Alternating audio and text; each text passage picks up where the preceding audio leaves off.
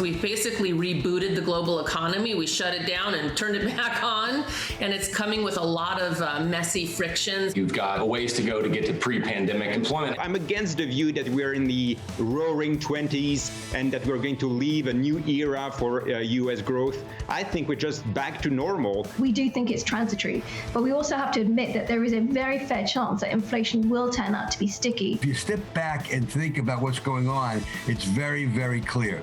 We are borrowing from the future. This is Bloomberg Surveillance with Tom Keene, Jonathan Ferro, and Lisa Abramowicz.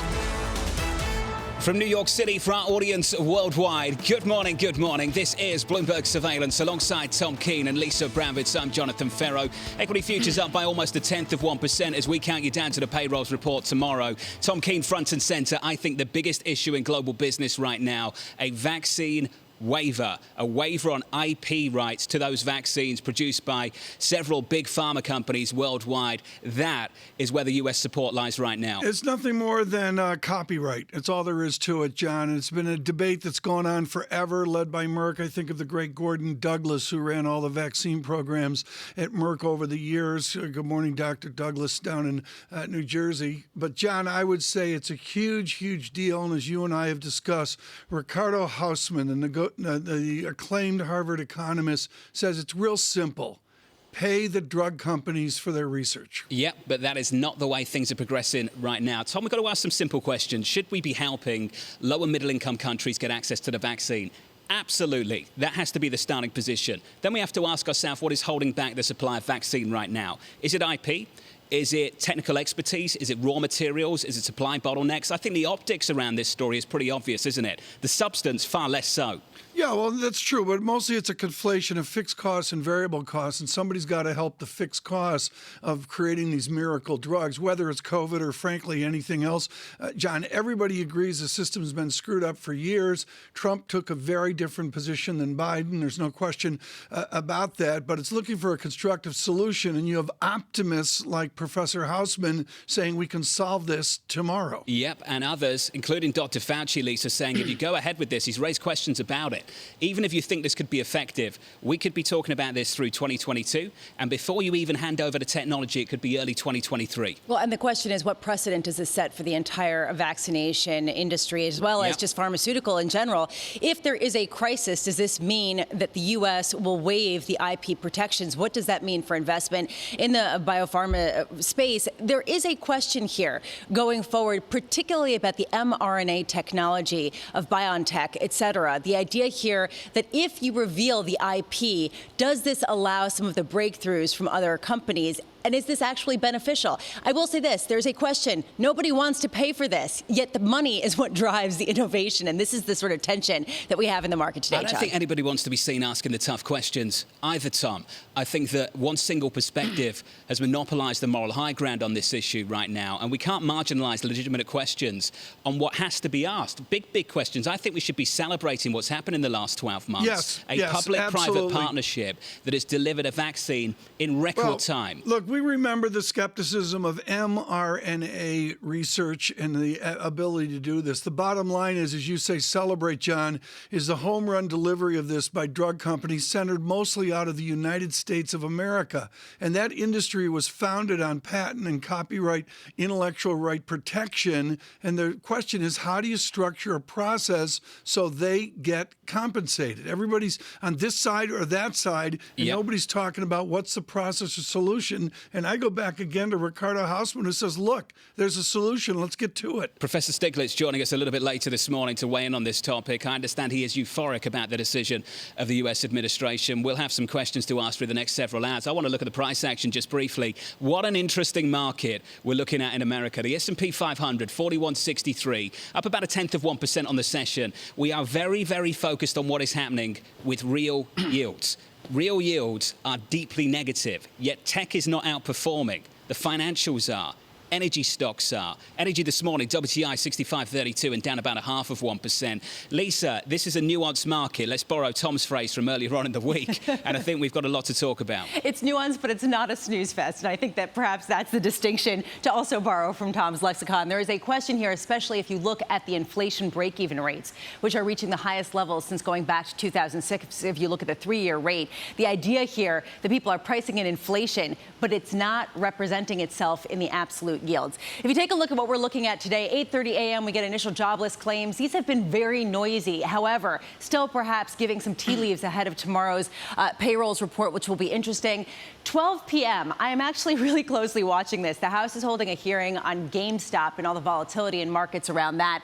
I find this interesting because yesterday, SEC Chair Gary Gensler came out and indicated that he would be willing to have more regulation on the likes of Robinhood and Citadel in the wakes of what we saw on GameStop. This, I'm sure, will affect a lot of people, in particular retail traders. And then at 4 p.m., this will be interesting as well. The Fed releases a financial stability report, and this comes after Fed Chair Powell used the F word, frothy, that there are pockets of froth in markets. We're hearing increasing concerns about financial stability on the fringes among Fed members. How much will they highlight that? Where will they look for those pockets of froth? And I'll just note that the Boston Fed's Eric Rosengren yesterday indicated that the mortgage market really had his concern, John, that possibly the Fed will have to take a look at the balance of mortgage-backed debt versus treasuries that they purchase each month in order to prevent this market from overheating. That's the F word in Fed speak, froth. Yes. Lisa, I love that. I do love that. 5-letter word, yeah. Let's talk about where yields are just briefly. Tom, nominal yields south of 160. Real yields deeply negative. In the last 24 hours, I've heard a lot of talk about inflation expectations, break-evens, breaking out. I haven't heard enough on what's happening with real yields as that's happening. Nominals have stayed really stable. So real yields are much, much deeper into negative territory. And if you look at the equity market price action, I've been pretty confused by it. We break down the sector price action yesterday, Tom. Top of the pile, energy, financials. Bottom of the pile, you had tech in the mix, you had utilities in the mix. If I showed you that equity snapshot, you would think that real yields were inflecting higher, and that's not what's happening. Yeah, I totally agree with you. You and I have gone back and forth on this, and I think there's a lot of good work out there on it. I would say there's basically a hysteria of gloom out there, John. When I look at Standard & Poor's 500 coming from the trend of 2007, we exactly kissed up 2 standard deviations, and we've pulled back a little bit to our extended 1.5 standard deviations. That's not a correction. It's not a bear market. It's stasis at new high levels. I want to bring in Charles Cantor now of Neuberger Berman on this topic. Charles, can we just start there? Your thoughts on what's happening in the bond market and whether you can reconcile it with what's happening in the equity market more recently? Look, I think the equity market is the volatility driving the equity market is being driven by really 3 factors, I think. One is just overall speculation, with retail being 20% of the market. I think as more and more folks go back to work, the retail thing will decline. And then you have inflation front and center, where as you discussed, you have this debate around, is inflation transitory or is it more likely permanent? And for now, with 10-year yields starting with a 1 handle, I think the bond market remains reasonably calm that the inflation debate is more transitory. I would question that over time. I think the bond market's going to move well before the Fed moves. And then you have, the volatility driven by the factors, and it's small versus large, value versus growth. And on a day-to-day basis, it's those are the factors driving the volatility. I think over time, as we've discussed before, it's just been an awesome earnings season where over 90% of the companies have comfortably beaten expectations, and as earnings go, so goes the market, and that continues to be true this year. Charles, good morning. Tom Keene in New York. Charles, I look at where we are off a 2009 log chart on Standard & Poor's 500, and we exactly went up and kissed 2 standard deviations extended. Okay, the market's a little bit extended now, but when you and Neuberger Berman monitor corporate revenues, corporate earnings, can you suggest we're extended out 1 year, 2 years, 3 years, or are we building an underpinning of cash flow that will sustain this market? What will sustain the market is earnings driven by economic growth. And we should all recognize that the economy right now is experiencing a demand shock, the likes of which we haven't seen since World War II. And it's been driven by, we have three factors in the economy, all pedal to the metal at the same time. The consumer, the corporation, and both fiscal and monetary policy are all in it together at the same time, and it's slowly going to be coordinated globally. And as those factors continue to play through, you're going to get more and more earnings. So we started this year at 185. We're close to 200 now in S&P earnings. Next year, after adjusting for higher taxes, you probably get another 10% growth. So I think follow the earnings. I think we underwrite businesses, hard to underwrite price volatility day to day.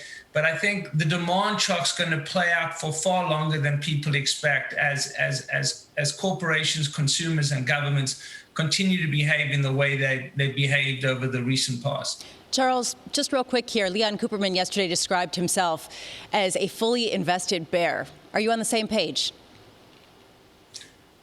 You got to believe in innovation, prosperity, and growth over time. And so guessing market direction is not my true north. I'm trying to be an authentic long-term investor focused on businesses that compound. And what I do know is that if you can find a business that can grow 15% a year for 3 years, you have 50% more earnings 3 years from today. That builds in an awful lot of protection on any price volatility. So I tend to be a reasonable optimist. I feel emboldened by what transpired last year, by innovation and governments and companies coming together to solve something just awful. And being optimistic has always paid off long term. And there's nothing about risk assets today that suggests to me in total that they're overvalued. Of course, there are parts of the market where speculation is rampant, and where stories are so great they can't be validated nor refuted. But focus on businesses that are solving real problems that have long-term moats, and I think investors are going to be just great. Charles, it's good to see you, and it's great to catch up. Charles Cantor there, Neuberger Berman Long Short Fund Senior Portfolio Manager. I think how you frame this right now really reveals your underlying bias. If you're focused on inflation, you're focused on the end result. If you're focused on the demand shock, Tom, that's really what's happening. The demand shock that this country, this economy, the global economy is going through. The gaming of a boom economy forward, to me, John, is a real mystery. Coming up in the next hour, Daryl Cronk, Wells Fargo Wealth and Investment Management CIO from New York City this morning. Good morning. Lisa Abramowicz, Tom Keene, Jonathan Ferro with equity futures higher. This is Bloomberg Surveillance.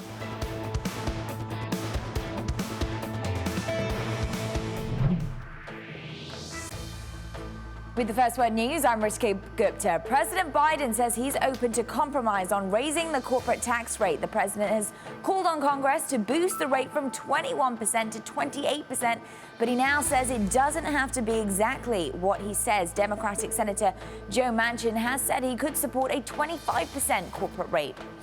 The U.S. will support a proposal to waive intellectual property protections for coronavirus vaccines. U.S. Trade Representative Catherine Tai told Bloomberg the U.S. wants better access, more manufacturing, and more shots in arms. Drug makers are opposed. They say few countries have the capacity to make the vaccines, even if they knew the formulas. Meanwhile, Moderna's coronavirus booster shots gave positive results against strains of the virus that have emerged in South Africa and Brazil. That's according to early results from a mid-stage trial. The boosters had some side effects comparable to those seen after the second dose of Moderna's existing vaccine. Jeff Bezos sold about $2.5 billion of Amazon stock this week. It's his first big disposal this year after offloading more than $10 billion worth of shares in 2020. In a filing, Bezos signaled that more sales are on the way. The world's richest person still holds more than 10% of Amazon's shares. And SpaceX nailed the landing in the fifth test of its Starship rocket. After reaching an altitude of about 6 miles, the rocket made a controlled descent to its launch pad in Texas. SpaceX founder Elon Musk sees the rocket as a future workhorse for trips to the moon and Mars. NASA recently picked SpaceX to develop a moon landing system with Starship. Global news 24 hours a day, on air and on Bloomberg Quick Take, powered by more than 2,700 journalists and analysts in more than 120 countries. I'm Rishika Gupta. This is Bloomberg.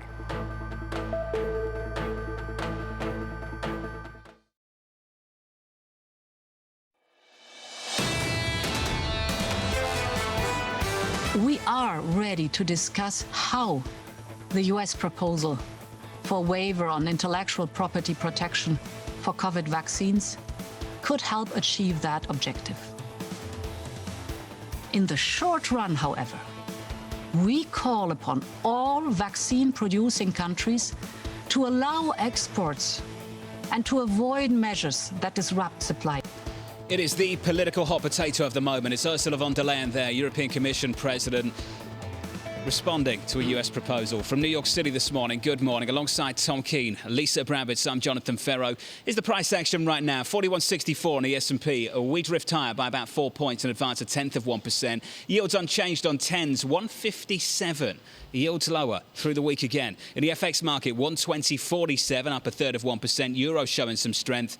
Crude showing some weakness, 65.45 and down about 1/3%. This discussion around corporate taxes, Tom, just briefly, maybe being open to taking the rate from 21 to 25. What's interesting is if you go through the research for next year, RBC, Credit Suisse, what are they plugging into their forecasts? 25% on corporate taxes. So maybe that is the number. Well, that seems to be the number. But, you know, and I would say, John, just in the taxing here quickly, the basic idea here is it's about 2022, and the ground has shifted in the last 2 weeks. Some of these votes that we're seeing in the 17th District of Illinois, the 6th District of Texas, they changes the calculus. I mean, I think it's a very movable feast right now about where the compromise will be on that. Someone who knows compromise, Ben Bain, joins us with Bloomberg News in Washington. Ben, there's like 7 topics today, but I really think we've got to go to the patent discussion because it is such a stark discussion between the Trump administration and the Biden administration.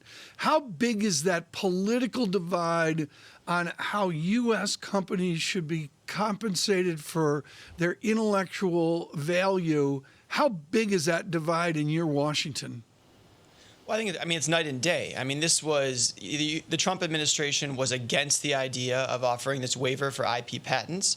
And now, yesterday, we heard the U.S. Trade Representative, part of the Biden White House, essentially saying that, extraordinary times demand extraordinary measures.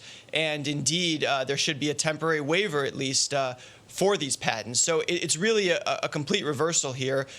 This is also, of course, coming amid the horrific coronavirus outbreak in India and elsewhere in the developing world. And what we're seeing, I think, is the Biden administration taking a different tactic to re-engaging in some areas that maybe the Trump administration had a much different approach to. And this is really one of the first kind of public health international moments that we're seeing here. And we're going to see in Washington whether the president's party is going to be all in line with him and actually granting these waivers. That it's going to be a political hot potato, if you will, over the next several weeks for sure. Ben, I think how we frame this is absolutely critical right now. This is not about whether we should or should not help low and middle income countries. That's not where the debate is right now. I don't have a single person that does not want to help low and middle income countries, Brazil, India, countries that are really struggling right now. It's how we help them. When you listen to the European Commission President, Ursula von der Leyen, just listen to the language here. We're ready to discuss how, whether it could help achieve that objective. Why has there been a decision by this administration that it will? What have they seen? What has led them to believe that it is not raw materials, it's not supply bottlenecks, it's not expertise, it is all about IP protection? Well, during the campaign, then candidate Joe Biden discussed this, and he said he actually wanted to do this. So I think for a while there's been a sense among him and his inner circle that this was something that could actually ease the bottleneck and move ahead. What we've heard since this came out yesterday is the pharmaceutical industry pushing back pretty vigorously and mentioning some of the things that you're raising. So, complications, they say, around actually ramping up supplies, actually setting up factories. So, the idea that at least the industry is saying just by temporary waiving these patent rights, you're suddenly going to be able to produce vaccines in a different country, the pharmaceutical industry is saying is maybe a little bit far-fetched. So for the Biden administration, they think this is a key step. They think this is something that needs to be done to solve some of the problems in India and Brazil, South Africa, elsewhere in the developing world. But industry is already pushing back, and I'm sure it's only the beginning. We're gonna see this play out in Washington, and really in Europe and elsewhere around the world over the next several weeks. So Ben, it seems like, and correct me if I'm wrong, it will take a very long time for this to actually go into effect, for these IP, intellectual property, the details going to companies in places like India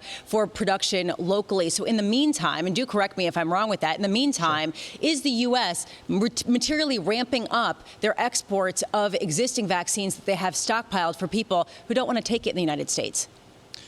So, yeah, earlier this week, the president gave a speech in the White House where he said just that. The U.S. was looking to ramp up its export of some of these vaccines that have been stockpiled here in the U.S. So that's another thing that the Biden administration is trying to do. They've also taken some heat from progressives here in the U.S. and also abroad, because there is a view of many critics that the U.S. should be moving quicker here. As you mentioned, there are people in the U.S. who are not willing to take the vaccine. There are stockpiles in many states right now, and there are countries around the world that don't have the vaccines that they need. So there are people who are saying the U.S. should move much quicker, get those vaccines out of this country and into people's arms in places like India. And the Biden administration is kind of trying to walk a line here where they have to try to get as many people as they can vaccinated in this country, even though there is some hesitancy still in many communities, because you're never going to get to that herd immunity unless you get more people vaccinated here in the United States. But also, the U.S. moved so quickly here. The U.S. has 3 approved vaccines here, in addition to AstraZeneca stockpiles, that the rest of the world's saying, hey, give us some more. They've sent some to Canada and Mexico, but elsewhere in the world is also waiting for more. Ben Bain, down in D.C. Ben, thank you. Tom Keene, this is the situation to debate this morning. I think the emotional response to this conversation is obvious. This makes sense, doesn't it? We want to help people save lives. Of course, everybody wants to do that. Whether this is the way to do it is the debate we've got to have. And the risks around it need to be talked about. I take a distinction there with Ben Bain about the polarity involved. Maybe being in Washington, you're always seeing the polarity. I thought the Biden approach was a bit nuanced towards a discussion, towards a narrowness on the specific COVID-19. But it's real simple. The smart people that make these wonder drugs don't trust them. That's all there is to it, John. Yeah, I mean, this has been going on forever. This goes back to measles, German measles. This is the great concern people have. This is the great concern that people have, that, Lisa, this will be the first step towards something else. Yeah, the idea here of potentially opening up not only for another crisis, but just in general to drug production, if you remove some of the financial incentives for biopharmaceutical companies to innovate, what does that do long term?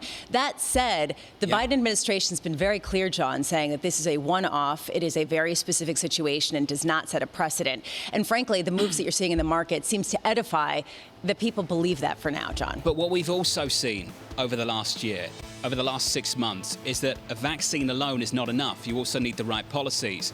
India, Brazil, the 2 countries that are pushing for this IP waiver, well, arguably at the moment, Tom, have the worst leadership on this pandemic. And can they manufacture and execute the intellectual input? Yeah.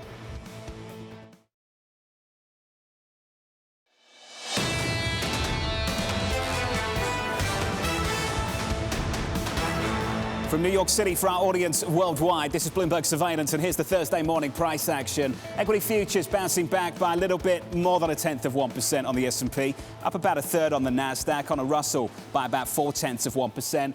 Want to identify a little bit of tension in this market. This is how we're going to do it. Let's switch up the board and go through the sector-by-sector story of the last 24 hours or so. S&P 500 energy up by more than 3% on the session yesterday. The bank's up by 1%. IT down by about 1/10 or so. The utilities off by 1.7%. If I showed you that sector snapshot, and I talked about this a little bit earlier this week, where would you think rates were, both nominal and real? I've seen inflation expectations break out. There's been a big conversation about that, but let's talk about where real yields are right now. Switch up the board and finish on this. Isn't this the chart of the moment, Tom Keene? Yep. Negative 91. basis points on a 10-year real yield in America. What happened to the story of real yields and IT correlating? What's happened to that? 100% That is true. totally broken down. It's rolled over. And, John, what's so important is it's an elegant rollover. There's a real inertial force to the quality of the rollover. Lisa, just a beat on this, if you can. Yeah, I think Leanne. this is the tension of the moment between the equity market and the bond market. Just real yields rolling over, and the equity market seems to be doing its own thing, responding to something else. Leon Cooperman yesterday touched on this, and I thought it was fascinating. He said that the main thing he was looking for in terms of equity performance was Fed speak. That says everything you need to know, John. So I'm going to talk about how this reconciles, because you do start to see things like this happen, and ultimately over time the story reconciles again. But which way? Real yields higher, equity market lower, sector composition moves the other way? I think we know. We don't know, John, and I go back to the real economy. But I've got a call from Chris Ferrone a little bit later that I'll bring to you in about an hour on what he thinks happens here. We'll do that a little bit later, Tom. Okay, well, very good. There's a study here of a most unusual market as well as a most unusual pandemic. We halt here on our economics, finance, and investment and try to figure out what this vaccination program means. We've gone out and found a token grandfather who will actually see his grandchildren for the first time since time began. David Blanchflower joins us, grandfather, Hanover, New Hampshire, this morning. Danny, the kids show up here in the coming days. Absolutely. First time in 15 months, my grandkids are coming today. So, things are starting to get back to normal, and that's the story we're hearing on the economy, of course, but it's slow progress. I mean, we're seeing fast recovery, but never back to where we were before this awful pandemic hit. I want to go back to the distinction of your book, The Wage Curve, a million years ago. David Blanchflower, very simply here, there's a mystery here to what wage dynamics will do as we bring on millions of service sector lower wage employees. Are you worried about rising wages and benefits? No, I've been worried about the lack of rise of wages and benefits over the last 15 years or so. And obviously the big puzzle in the data is that we've actually seen wage growth, which is so strong, it just makes no sense. So when we saw the unemployment rate in the US go from 4 to 15, we saw wage growth go from 3 to 8. And the reason for that has been obviously the dropout at the low end of the wage distribution. So for folks like me trying to understand what's happening to wages, it's pretty complicated. I was looking at the same data for the UK today that the Bank of England are going to look at, and it's just as confusing there. There's an election going on in Scotland, and if you look in Scotland today, the unemployment rate in Scotland is lower than it was in March 2020. And so the data in the labour market are pretty puzzling, and a lot of it has to do with furloughed workers, bottom of the wage distribution dropping out, and in a sense, certainly the argument that I'm going to worry about wages really picking up seems most unlikely to me. People talk about shortages, but there's plenty of labour out there. There's many firms that haven't recovered and are probably going to close. So I think adjustment's going to be complicated. But the last thing in the world I really care about is that wages are going to explode. They are not. Danny, for regulatory reasons, let's avoid the domestic politics talk over in the UK and focus on the labour market here in the United States if we can. The world has come to you. Every single Payrolls Friday used to come on Bloomberg Radio with Tom and I, and we'd talk about the labour market. And you were the class clown. You were the guy that came out and said, look, you're wrong. You're all wrong. And everyone said, oh, here goes Danny. Danny going at it again. The labour market's not tight. Look at where unemployment is. The guy's an idiot. Danny, everyone agrees with you now. So I want to ask you, when you look at the labour market in months and quarters to come, what's the data point you'll actually be looking at? If it's not the unemployment rate, what is it? Well, Well, I've certainly looked at other measures of labour market slack. So I like the employment rate. I like the underemployment rate, but particularly part-time for economic reasons. But I think the adjustment of wages are really the big story. I mean, that shock I just talked about occurred in the US. It's a big puzzle. And I think if you look back at what happened in the US between 2015 and 18 and what the Fed did, in essence, they didn't listen to what I said.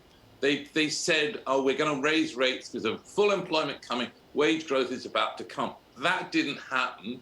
Jay Powell has sort of given the mea culpa. But I think what we have to watch is what happens to wage growth, what measures really are there suggesting that the labour market is very tight. And I think the story I've said to you many times over a long period, which other people disagreed with, was that unemployment can surprise on the low side. And basically, we should sit and wait and allow the economy to adjust. And I think that's where we're going. So I'm going to really watch wage growth. I'm going to see how it progresses, but I'm going to watch it come down as people come out of furloughs, they come out of lockdowns that they've been in, and see what recovery comes. But I think we just sit and wait and watch, and that's the right strategy of the Fed. I listened to Jay Powell. I thought he was fantastic. Absolutely got it. But if you like, he's just been saying what I've said over the last 5 years, which people disagree with, but has essentially turned out to be right. You need to understand what's happened in the labor market, and that's where the adjustment is. But you want to look at multiple indicators. And remember that the employment rate never has got back to where it was in 2008, never did. And I think that was a mistake most people made. And lots of commentators on Bloomberg that I spoke to many times just got it wrong. Well, Danny, there's also a question about what policies could materially increase wages going forward. And we hear this increasingly from the Biden administration with the taxes that he's proposed, as well as the support of unions. What policies traditionally, in your economic research, have effectively raised wages, increased productivity, made a fairer labor market? Golly, a tough. I mean, the first answer is you move towards full employment, but also you give incentives for firms to hire people. I mean, one of the stories about capital and labor is why firms invest in capital is because its relative price is lower. So you try and make the labor price lower. I mean, the story about unions, I mean, unions are fine if you can generate rises in productivity. So I think help to make workers more productive, help share in profits that are available. And I think one of the stories we have to think about is for a very long time, firms were able to pay higher wages and chose not to. And the question is, why not? They paid salaries to executives and so on. So you can encourage firms to hire people. You can give them tax incentives to people. And one of the big stories is you can give wage incentives to people, earned income tax credits, that kind of thing. But essentially, you start to say it's very important to have a shift if you like, from labor to capital, perhaps because the balance moved too far in one direction. But I like the idea, move towards full employment, allow Danny. wage growth to come, and perhaps the balance between labor and capital has to adjust, because I certainly think the levels of inequality you sound like a professor. That's what the Danny. Biden administration's doing with my friends Janet and Cece. You sound like a professor from Dartmouth. Danny, let's cut to the chase, and we don't have enough time to get into a lecture. You and I are in a classroom up at Hanover, New Hampshire, and we're talking about the unique politics of the Biden Democratic Party. How alone is Joe Biden on wanting to get back to a labor vision from another time? Is it a one-off that evaporates when he's gone, or is there a real new substance here for a new labor vision in centrist America? Yeah. I mean, I think that's a really good question. I mean, I think in a sense that I always thought the last decade was the decade of the central banker. Maybe what we've seen now is a new decade coming of the labor economist. Well, why do I mean that? Well, Janet Yellen, labor economist, ex-central banker, but basically in her acceptance speech talked about the importance of improving the labor market, improving wages, improving jobs. C.C. Rouse, chair of the Council of Advisors, another labor economist. Members of the Council of Economic Advisors are obviously labor economists. And the recognition is you've got to do something about the labor market, not least those people who've been essentially left behind. You've got to do something about real wages in America, and especially do things about people with high school education and high school dropout, something about those folks. So I think there's a recognition, politically a recognition, but in terms of the labor market, we have to do something about those people who've not benefited from the American dream. And I think the Biden administration has recognized that. Look at who they have appointed. So I think Janet's talked a lot about that. So I think the new recognition has to be, we really messed up what happened in the labor market. And I think Biden's right, and he's moving in that direction, and looks like quite a lot of public support for it.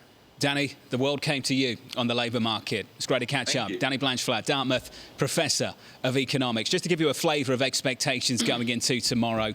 Expectations 998. That is your median estimate. Your low and your high. Your low 700. Your high 2.1 million. John, let me go through some numbers, Tom. You just underplay 2.1 over at Jefferies. Dour. Standard Chartered at 1.5. Goldman at 1.3. Lou Alexander of Nomura looking for 1.3. Brett Ryan over at Deutsche Bank 1.275. 1.25 Lisa, over at Morgan Stanley. so I keep British. going? What, you just going to say go to It's cash? just so, well, we went to 998,000. John, we surged. I say surged from 995,000 up to a survey of 998,000. Yeah. Surged, I say. Surged. That's a the big American number. way to look at this. Expected. We I surged. just thought I'd go through it without the emotion. Yeah. Without the enthusiasm. It's America. We Just got to break do it this down to keep people slowly. watching and listening. Tom gave the emotion. He gave some surged. excessive emotion. You want to commercialize the jobs report? Yes, he does. We surged. Brought to you by. He's going to create a new drinking game around Surge. Surged. Yeah. Okay. Surged.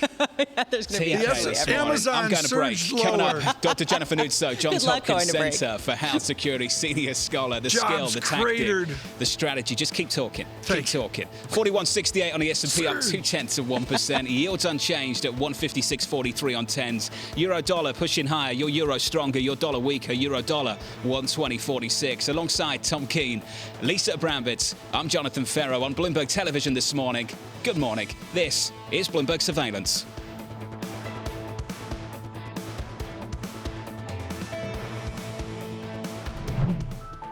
With the First Word News, I'm Rishka Gupta. President Biden says a corporate tax hike doesn't have to be exactly as much as he wants. The president indicated he's willing to compromise on one of the key features of his infrastructure and jobs proposal. Democratic Senator Joe Manchin says he can't go for the president's proposed increase from 21% to 28%, but he could support a 25% corporate rate. British Prime Minister Boris Johnson made a final push for votes before today's so-called Super Thursday elections. It's a major test of support for his leadership and the ruling Conservative Party. The pandemic forced one set of local elections to be delayed by a year, so 2 years' worth of voting will be held today. Amongst the races, local councils, the Scottish and Welsh parliaments and the Mayor of London. Uber says that the cost of recruiting drivers will have an impact on earnings in the second quarter. That's one more hurdle in front of the company's goal to turn a profit by the end of the year. Uber expects that bonuses and other incentives to get drivers back on the road will reduce the rate the company takes from fares by about 20%. And the luxury home market in New York is showing early signs of recovery, according to broker Knight Frank. Prices in Manhattan's most expensive districts rose 5.9% in the year through March. That's the first annual increase since last April. Meanwhile, rents in central London's best areas are still in the doldrums after falling 14.3% in the same period. Global news 24 hours a day on air and on Bloomberg Quick Take, powered by more than 2,700 journalists and analysts in more than 120 countries. I'm Rishka Gupta. This is Bloomberg.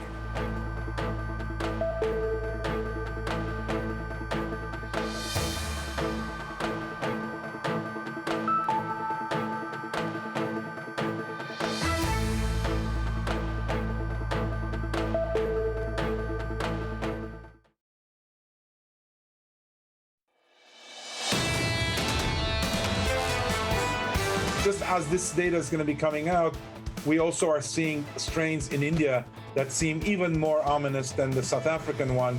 And so the question will be, how's that going to fare against these new boosters? Do we need another booster?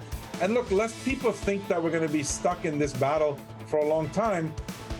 We are going to be stuck in this battle for a long time, but at least now we have a weapon to deal with it. We have a weapon to deal with it. That was the Moderna chairman from New York City this morning. Good morning. Alongside Tom Keene, Lisa Abramowicz, I'm Jonathan Ferro. Here's your equity market this Thursday morning as we count you down to initial jobless claims in America.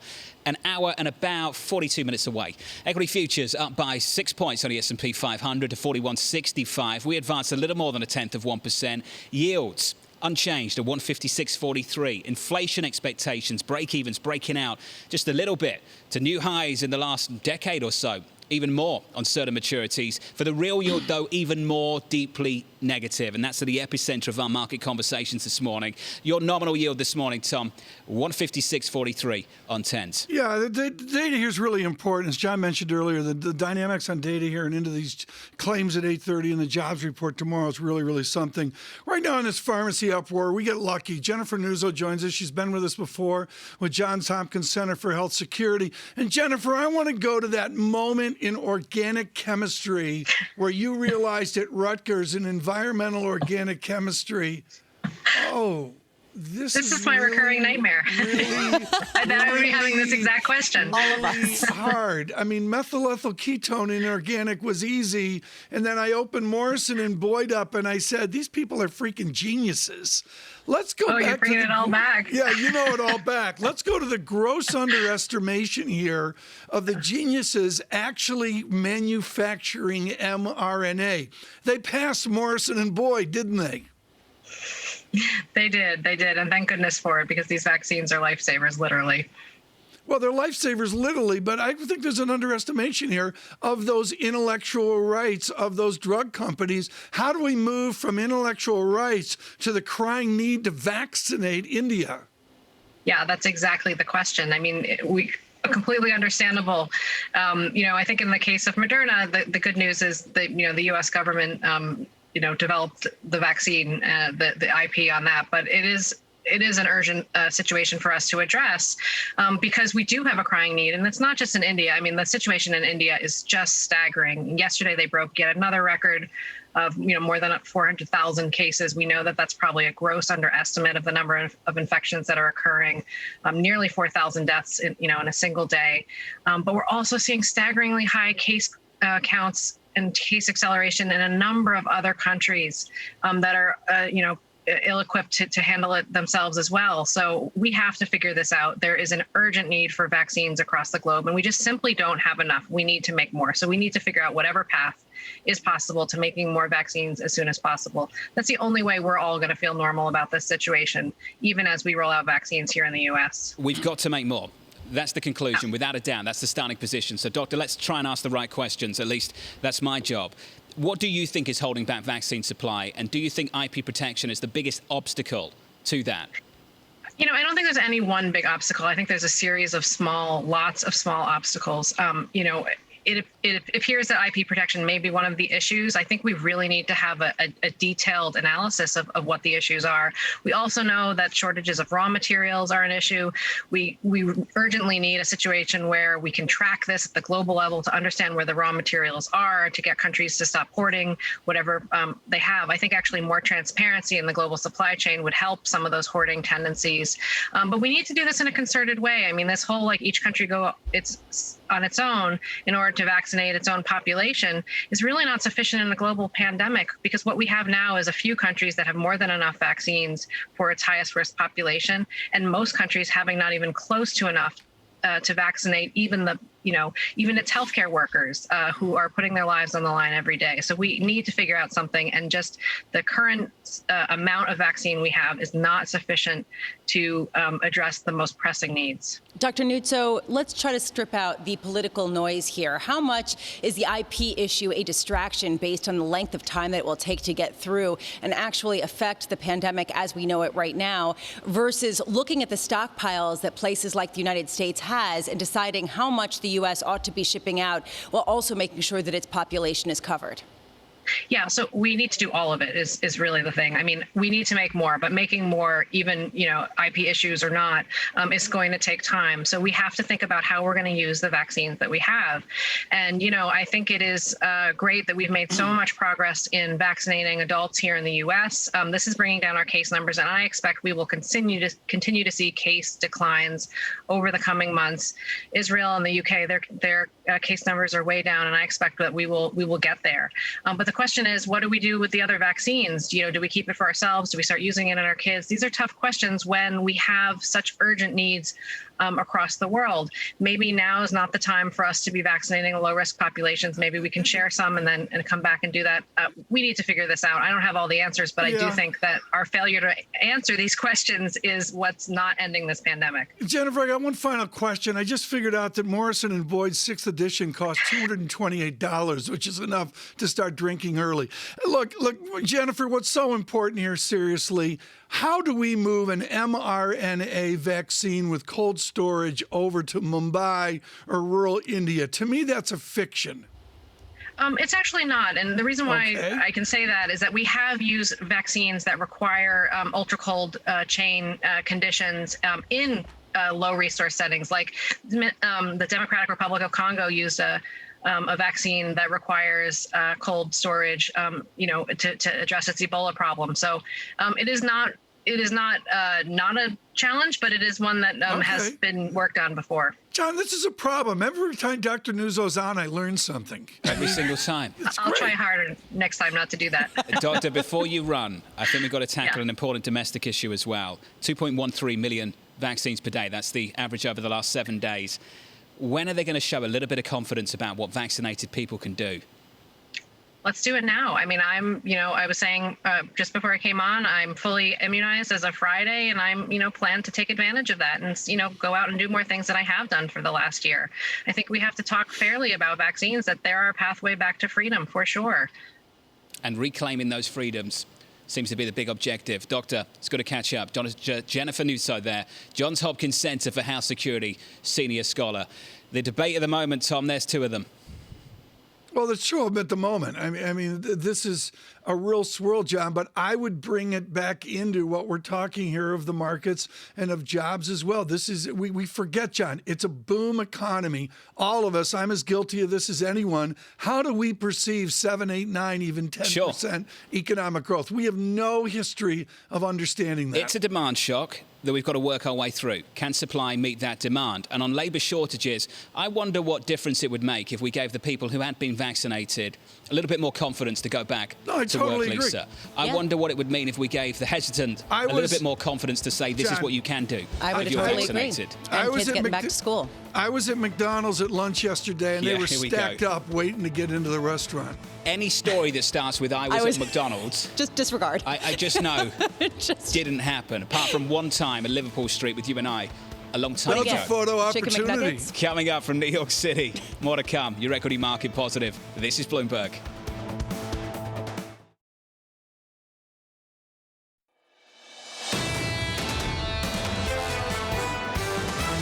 We basically rebooted the global economy. We shut it down and turned it back on, and it's coming with a lot of messy frictions. You've got a ways to go to get to pre-pandemic employment. I'm against the view that we're in the roaring 20s and that we're going to leave a new era for U.S. growth. I think we're just back to normal. We do think it's transitory, but we also have to admit that there is a very fair chance that inflation will turn out to be sticky. If you step back and think about what's going on, it's very, very clear. We are borrowing from the future. This is Bloomberg Surveillance with Tom Keene, Jonathan Ferro, and Lisa Abramowicz.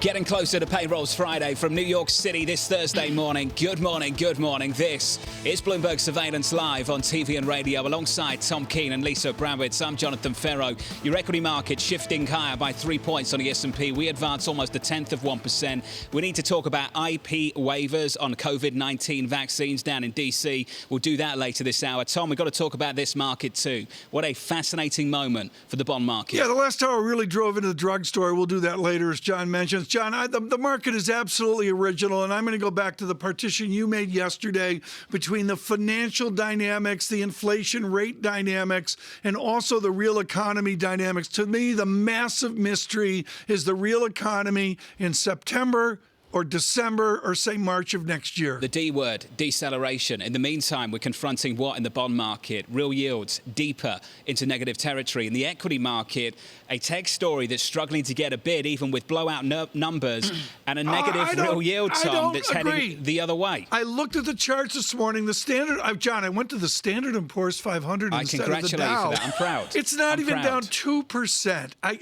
This angst over a non-correction I really take issue with. Tom, I'm with you. I'm not trying to make this sound dramatic. I'm trying to tell you that what's happening in the equity market from the sector side.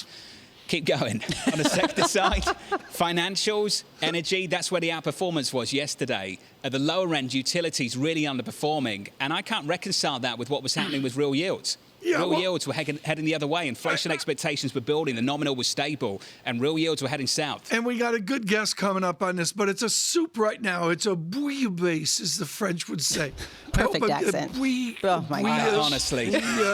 It's a double L in French that will kill you. You're killing me this morning. Never mind the French language. Lisa, your take on the market. Come on, make this serious. All right. Honestly, the real yield issue is really interesting because basically it seems like the bond market has more faith that the Fed will come in and suppress yields or keep rates low for a longer period of time, even as equity investors look at the inflation picture and say they're not buying it. They're looking more toward the tapering. There is a dissonance here, and I wonder how much this has to do, John, with international flows. We've seen more international investors come into U.S. Treasuries due to currency dynamics and a whole host of other issues.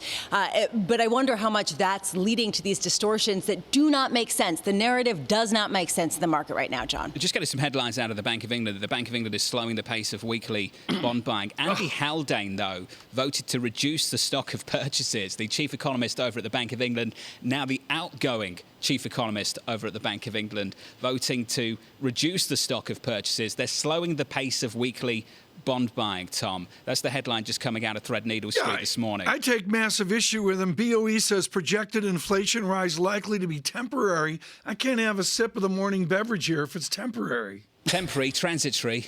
There you go. There you go. Have a drink, It was a Tom. tragedy otherwise. Here's the price action. Temporary. As if you haven't had a drink already. Fugacious. Futures up 3 on the Fugacious. S&P, up 1/10%. Yields unchanged at 156.96 on the nominal 10-year yield. In the FX market, euro dollar 120.41, up about 1/3% on that currency pair, Lisa. Yeah, I will say today I am really interested to see the initial jobless claims at 8:30 a.m. Yes. And really what's curious to me is the numbers are coming down, but not that much. We're expecting a print of 538,000 new filings.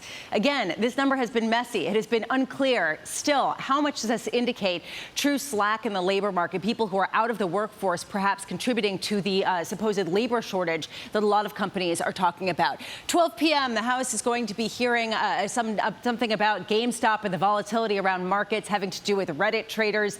This is interesting to me because SEC Chair Gary Gensler came out yesterday and indicated a willingness to regulate the likes of Robinhood and Citadel more closely as a result of some of this turmoil.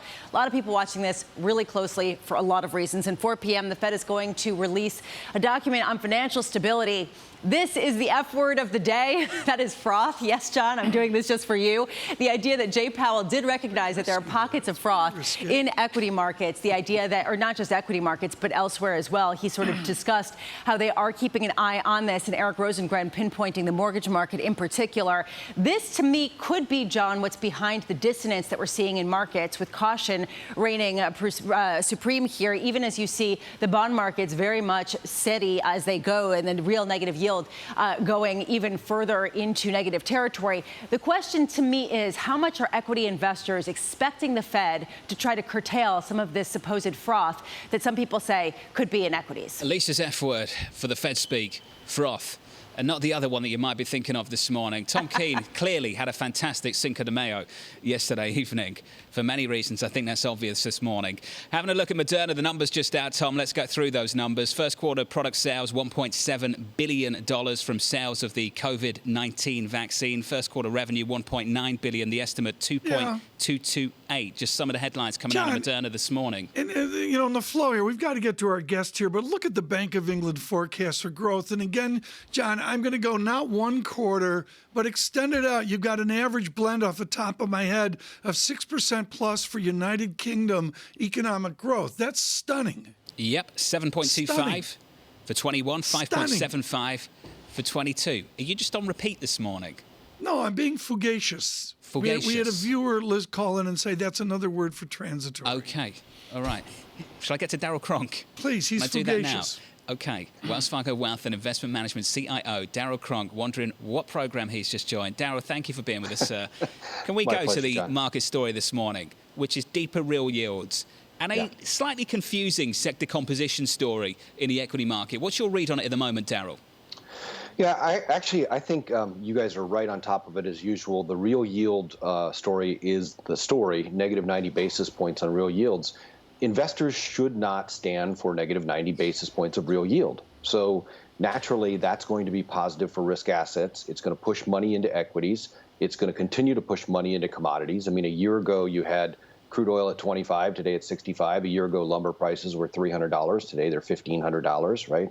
So there's a huge inflation push in the economy that's not getting recognized by the bond market. If you simply just go back, John, to the global financial crisis and right after at the same time, there's a lot of comparisons that this is similar to that.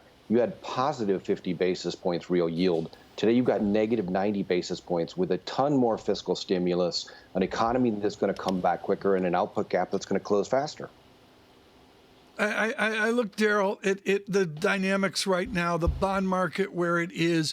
What are you telling your clients right now of how to study bonds? So I think it's a generation that has not experienced rising yields, rising commodity prices, value stocks outperforming, right? I can go on and on with the list, right? So you're talking about John and Lisa. Well, not quite, but I think they've been around longer than that. But the point is, you shouldn't be surprised that you've got, technology underperforming as a long duration asset with the highest tax base, right? It has a negative correlation to rising inflation. And so when that happens, you get some of that money coming off the table. It's a growth oriented factor. So I think investors have to see the sea change that's happening right in front of them, right? It is about value over growth. It's outperformed 1,100 basis points on the Russell 1000 value over the Russell 1000 growth year to date, right? It is about commodity prices going higher. It is about a bear steepening of the yield curve. I know it's not happening today, but it's going to happen if the inflation pressures keep pushing through like we see them doing. Daryl, you're invited back, by the way, just because you are coming to my and John's defense. There is a question, though. What happens if bonds are right? People often think of bonds as the smarter asset class. I'm sure I'll get hate mail. You can send it all here. There is this thought, though, that perhaps they're seeing something that equities are not, and that is perhaps inflation that is not rising as much. Why could that not be the case, and what happens to equities if bonds are right? Well, if the bond market is right, then yes, you're correct. Equities would have to come down and probably reprice, right? Because you're going to catch a bid in the bond market, you're going to flatten the yield curve and drive it down. The second quarter GDP right now is tracking at 12% on a run rate for Q2.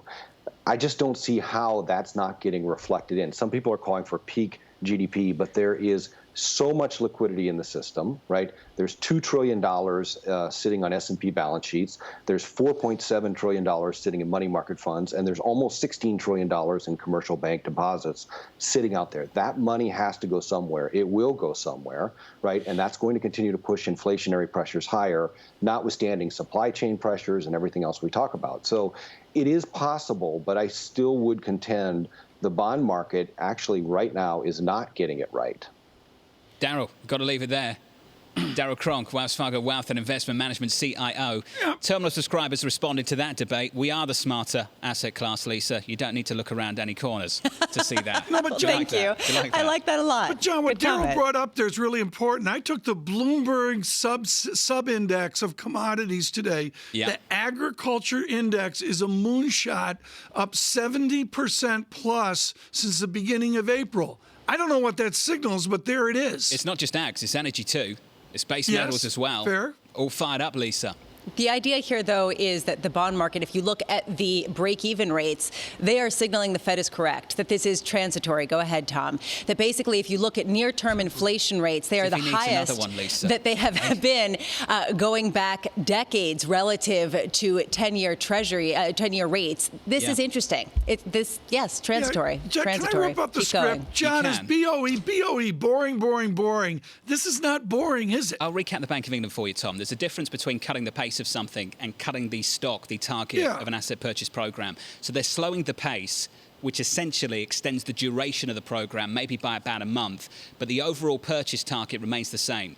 Andy Haldane confuses things a little bit because he had a dissenting vote today. What he would have liked to see was not just the slow of the pace, of course, but also a reduction in the overall size of the program. What the Bank of England has essentially done this morning is slowed the pace, extended the duration by keeping the stock target, the asset purchase target, precisely the same. So that's the news out of the BOE. The headline, Tom, the Bank of England thinks the UK to recover to pre-COVID levels over this year. And as we talk about the commodity market, here's another red headline across the Bloomberg for you. Iron ore, a record above $200 $200 a ton. What did Governor Bailey say about Manchester United and Liverpool? I hope Francine Lacker asks that question a little bit later, Tom. Yeah. If she catches up with the governor. Important. First question. Clearly. Really important. Vital. 8 a.m. Alan Ruskin at We're on Deutsche top of Bank. the news A here. little bit Value later, add. 8:30. Mr. Stiglitz, Professor Stiglitz, Nobel laureate. Looking forward to that chat too. We'll ask him about Man U. and Equities up Liverpool. 5 points. We advance 0.1%. This is Bloomberg. With the First Word News, I'm Rishka Gupta. President Biden says he's open to compromise on raising the corporate tax rate. The president has called on Congress to boost the rate from 21% to 28%, but he now says he doesn't have to be exactly what he says. Democratic Senator Joe Manchin has said he could support a 25% corporate rate. The U.S. will support a proposal to waive intellectual property protections for coronavirus vaccines. U.S. Trade Representative Catherine Tai told Bloomberg the U.S. wants better access, more manufacturing, and more shots in arms. Drug makers are opposed. They say few countries have the capacity to make the vaccines, even if they knew the formulas. And there's a change at the top of AB InBev. Carlos Brito is stepping down as CEO after 32 years at the beer maker. He'll be replaced by the head of AB InBev's North American operations, Michelle Docaris. This comes after the company posted a blowout quarter. And SpaceX nailed the landing in the 5th test of its Starship rocket after reaching an altitude of about 6 miles. The rocket made a controlled descent to its launch pad in Texas. SpaceX founder Elon Musk sees the rocket as a future workhorse for trips to the moon and Mars. NASA recently picked SpaceX to develop a moon landing system with Starship. Global news 24 hours a day on air and on Bloomberg Quick Take, covered by more than 2,700 journalists and analysts in more than 120 countries. I'm Rishka Gupta. This is Bloomberg.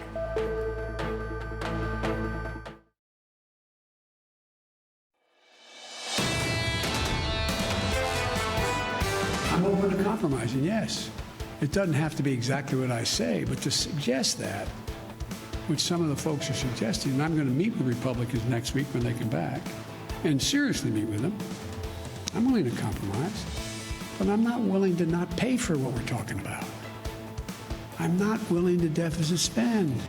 I love that line that he had to throw in there. Seriously meeting with them. Take it seriously. It's not just for optics. From New York City this morning, good morning. Alongside Tom Keene, Lisa Abramowicz, I'm Jonathan Ferro. Here's the price action. Your equity market up 5-6 points on the S&P. We advance a little more than 1/10%.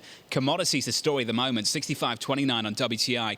WTI down on the session, up on the year by almost 60%. We've got Brent approaching 70. Copper breached 10K recently in the last week or so. Year to date, I think it's up almost 30%. Lumber futures topping 1,500 for the first time ever, Tom, was a headline that dropped earlier this week too. And now spot iron ore climbing to a record above $200 a ton on this massive boom we're seeing, this huge demand shock working its way through a tight commodity market at the moment. And John, I go back to what you've always emphasized, and I think it is the British heritage, seriously, folks, as John focuses on Australian dollar and Australian boom economy. I noticed, I believe it was yesterday, John, Australia with some strong economic statistics. Clearly, as well. The commodity currencies will take advantage of this, Tom. Look at Canada, 122. There is a real conversation, isn't there, about inflation that the Fed's not having. From a market's perspective, I'm trying to work out whether the hedge, which is the commodity story, the hedge, which is energy in equities, and I use that word carefully, the hedge becomes a conviction call,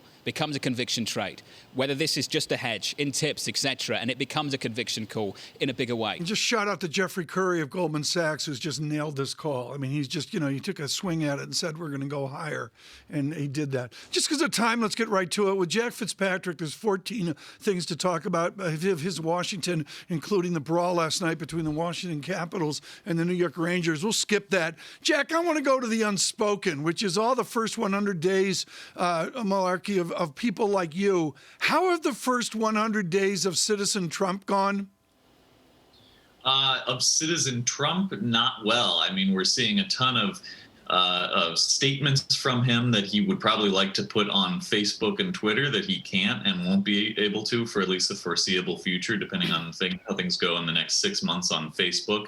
But he is pretty much in control of the Republican Party still, and we're seeing that in the fight between Liz Cheney and now Elise Stefanik, who could replace her in a House Republican leadership position. So Trump is still Trump within the Republican Party. He's still really the leader of the party effectively, but clearly doesn't seem particularly happy with the developments on social media. Let's get out front of the story. How will he and his Republican Party respond to the patent uproar that we see from President Biden?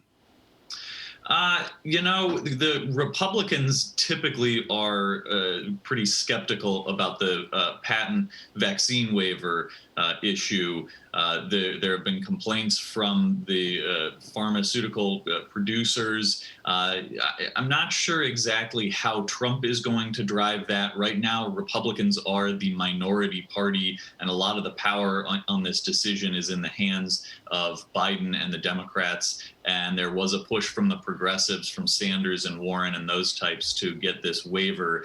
So I'm not sure that's going to be a major campaign issue going forward. They've got a lot of other stuff on their plates. So that may not quite be on Trump's radar as much as immigration and the economy and that kind of thing. I want to dovetail the vaccine issue and the IP waivers with what John started the conversation on, talking about commodities. There was a story in the Financial Times talking about how India accounts for nearly 1/3 of all seafarers, of all of the crew members of shipping cargo ships. The idea here being that this could further disrupt some of the obstacles that we have seen in the supply chains based on the crisis that's ongoing in India. How much is Joe Biden, looking at the infrastructure, at supply chains as a national security issue, at trying to get some sort of stop to the pandemic in India and other nations in order to protect that for the United States? They actually haven't been entirely clear on the reasoning, because there are so many reasons to be concerned about India and other countries that are struggling with this. That may be a significant reason for the Biden administration, but ultimately the supply chain concerns, the concerns over variants developing in other countries that could eventually come back here where the vaccines are less effective, and also the moral push from progressives, especially, to help other countries, and also to put the U.S. in a more of a worldwide leadership position, the way Biden has proposed, are really all seemingly driving this. So I'm not sure I can give you a ranking of where that falls into it, because it's really kind of being presented by the Biden administration as a holistic reasoning for the vaccine waiver. But that is a significant issue, obviously. Jack, I think we have to be really careful with the language we use around this conversation. One thing the left has done has monopolized the moral high ground with a single perspective. And what it does, it does not allow people to ask legitimate questions. And I think the starting position is not that the Democrats want to help low and middle income countries and the conservatives, the Republicans, do not. I don't see that. It's about how you help those countries. And that's the debate we need to have on a program like this. And when I hear you say things like Senator Warren would like the waiver for IP, I think the worry that people have is that Senator Warren doesn't want it to stop there. She wants it to go further. Isn't that the real debate down in D.C. at the moment, that the freedoms people have lost, the freedom of movement, the freedom of speech, arguably, which is an argument going on down in D.C. at the moment? And if then we get into property rights, does it stop there, just in the crisis, or does it go further? Isn't that the ultimate concern right now? That is not necessarily the immediate concern, but the ultimate concern. I think you could make potentially a pretty persuasive slippery slope argument about how far this goes and what the effect would be potentially on vaccine production. For who knows if this is even going to be the last pandemic that I lived through. We don't know when the next time we're going to have such a worldwide effort to ramp up production of vaccines. So the long-term concerns are there. And when I say the moral arguments that have won the Biden administration over, to be clear, these are moral arguments, but they're not the only moral arguments involved in this. So that has been so far the winning moral argument in terms of winning over the Biden administration, which is in control of this. But it does raise a lot of questions going forward for the long term. But really, a lot of the conversation in Washington is more on the immediate threats, even though there are concerns that mostly are being expressed on the right. A lot of, especially when you hear the Biden administration, a lot of the rhetoric around this is how to produce this vaccine right now as quickly as possible. Yep. Jack, it's great to catch up. Jack Fitzpatrick there of Bloomberg Government. And Tom, that's the issue at play, isn't it? We need to help these countries. How do we do it quickly? And if you suspend the IP protection, do you get to do it quickly? Well, quickly is the quickly, and how long is quickly? I don't see how we do it at a speed that India needs, is one example. From New York City this morning, good morning. This is Bloomberg Surveillance with futures up 0.1%.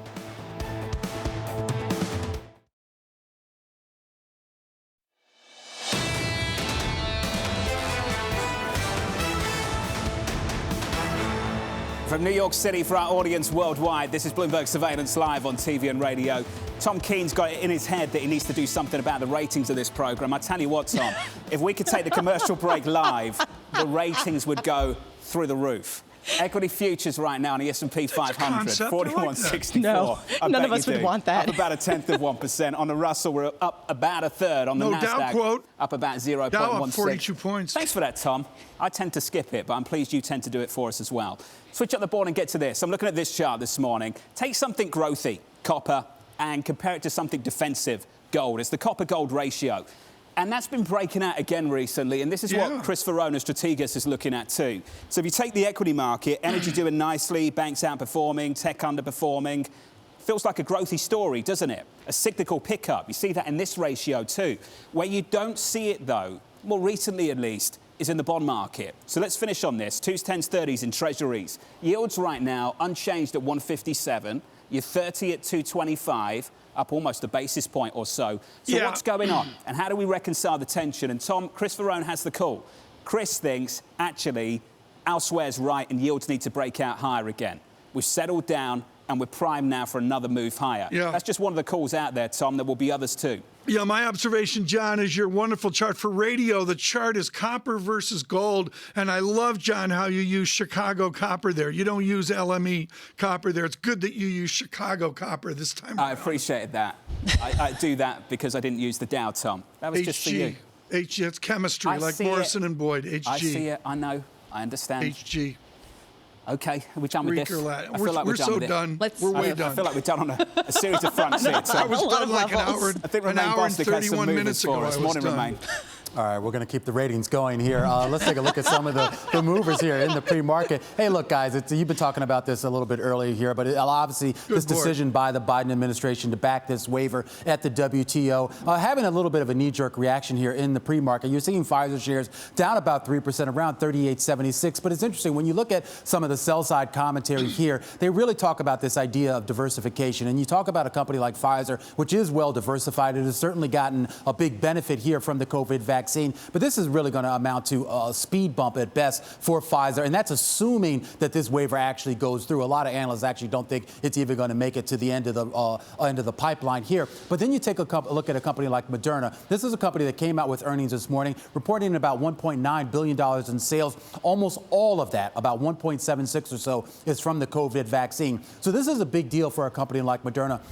Not only because they're making most of their money right now off the COVID vaccine, but keep in mind, a lot of the technology that's baked into that COVID vaccine, they're using that same technology, that RNA technology, for the rest of their products in the pipeline. And there is a lot of concern here that if this waiver does go through, what does that do to some of these other drugs that the company has in development, drugs that really have nothing to do, at least directly, with the COVID vaccine, with the COVID crisis here? That's having an effect on BioNTech, CureVax, and Novavax, and a lot of other companies that are also in this same boat. This technology really goes well beyond just treating COVID crisis here, and the longer-term implications could be really massive for a company like Moderna. Flip up the board. A couple other names to keep an eye on here in the pre-market that have been moving. We did get earnings last night from rocket companies. They were awful. Those shares down 14% here in the pre-market. Loan origination volume dropped by about 3.5%, down to about 103 billion. And the company's saying that next quarter, that's going to be down to about 87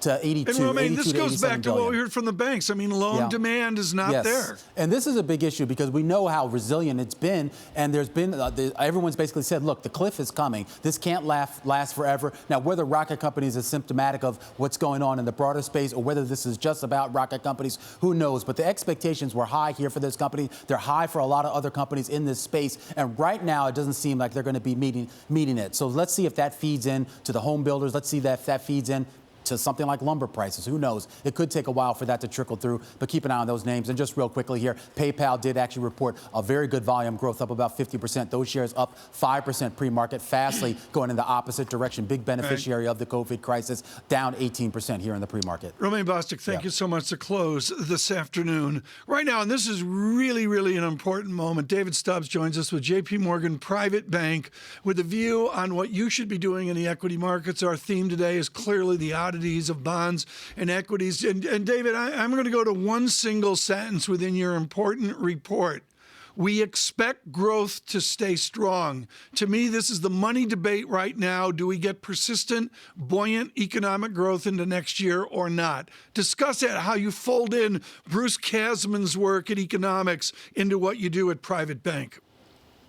Absolutely. Great to be with you, Tom. Look, I think we need to not confuse a peaking in growth momentum with an end to very powerful growth. And certainly a lot of cyclical indicators out there are at very strong levels. But that doesn't mean that we're not going to get a tremendous impulse from both the real and nominal economy throughout the next few quarters. You see that with central banks upgrading their growth forecast. Bank of England just did it right now. And as Bruce's team has pointed out very clearly, we see significant upgrades coming through in countries which are getting their vaccine rollout done properly. We see central banks determined to lag the recovery.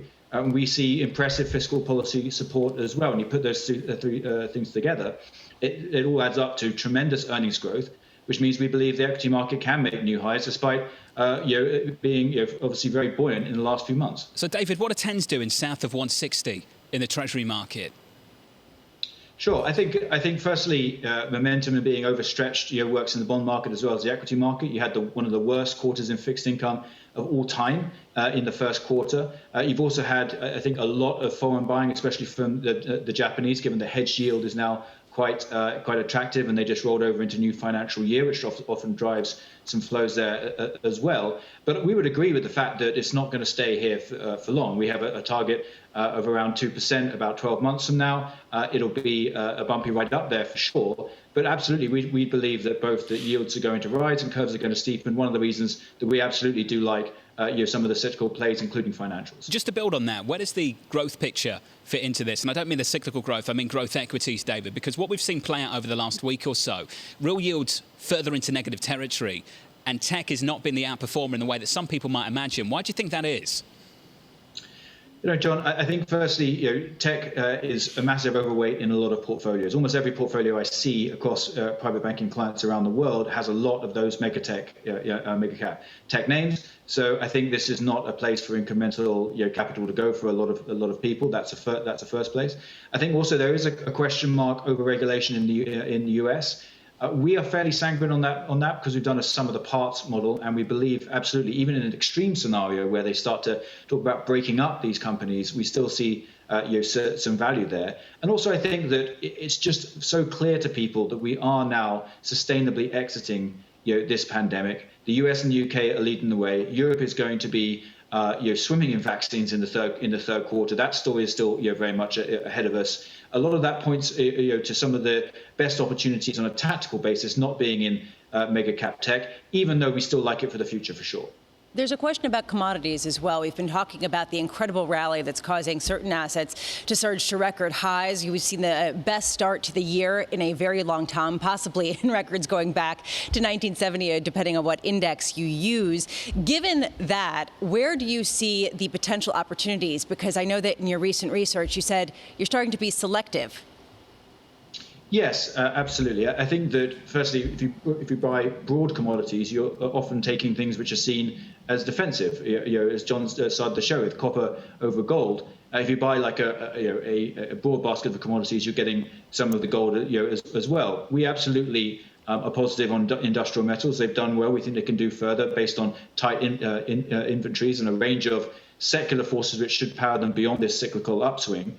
And I think energy is also a really interesting play with the confluence of restricted and disciplined supply now, a focus on yield and shareholder return by the mega caps in the positive column, but also in the negative column, of course, a transition to a sustainable economy and the potential for very significant investment being needed if these companies are going to survive in a clean energy world. I think that's why investors are rightly skeptical of some of those companies. So bottom line, we want to be selective into industrial metals. We just released a new paper on copper and all the fundamentals there. And there are some pure plays in the equity market on the copper side that we would absolutely be recommending clients take exposure to. But we don't just want to buy the whole thing. On the flip side, how much do these rising industrial metal prices weigh on certain sectors in U.S. equities and companies that are trying to offset the increases in input costs by hiking prices for clients? I think one of the huge trends going forward in the next 6 to 12 months is focusing on companies which do have pricing power, because we do see a lot of increases in input prices. And we know that for key sectors, there is scope for margins to contract if they cannot pass on those price increases. We still think that when you look at some of the damage to the labour market around the world, we don't foresee a huge upswing in end price consumer inflation, because we do see a range of both cyclical drags from that damage, at least for the next year or two, plus the secular deflationary forces we've been discussing endlessly on this program for years around globalization and around those supply chains. So absolutely, we want to transition to the kind of handful, the limited number of companies potentially that are going to be able to pass on those costs. We do expect margins in some areas to be under pressure. Great to catch up, David. As always, good to hear from you. David Stubbs there, JP Morgan Private Bank Global Head of Market Strategy. Tom, right now, isn't that the debate at the moment for the cyclical trade? A lot of people still believe this has got a long way to run. You see it in the commodity market. It's a demand shock that has only just started. It's what keeps us going as we go into claims here in less than an hour and also into jobs day tomorrow. I'm sorry, it comes back to the real economy guesstimate. We don't have a crystal ball. And boy, guess to guess, this is a heated debate. Yep, going into payrolls Friday, Lisa, looking for some big numbers. Yeah, the question is, to me, about the labor shortage and how much that actually exists and why. And that, frankly, is a huge tension as more and more companies complain of not being able to hire workers fast enough, with the number perhaps representing that labor market willingness to come back online, John. That labor shortage issue, you just see that in the ISM, the PMIs, every single data point, every single anecdote. And at what point do they just raise prices, raise wages? Is it solved by the social programs? People aren't working because they're getting paid by the government. The governor of Montana, a Republican, has implied exactly that. It's nuanced. The data is mixed on that. It is always more complicated than a conversation as short as the one we're having right now. Coming up, 8:30, Joseph Stiglitz, Nobel laureate and Columbia Business School professor. I think he's going to have an opinion on a couple of things. Futures up 2 on the S&P. This is Bloomberg.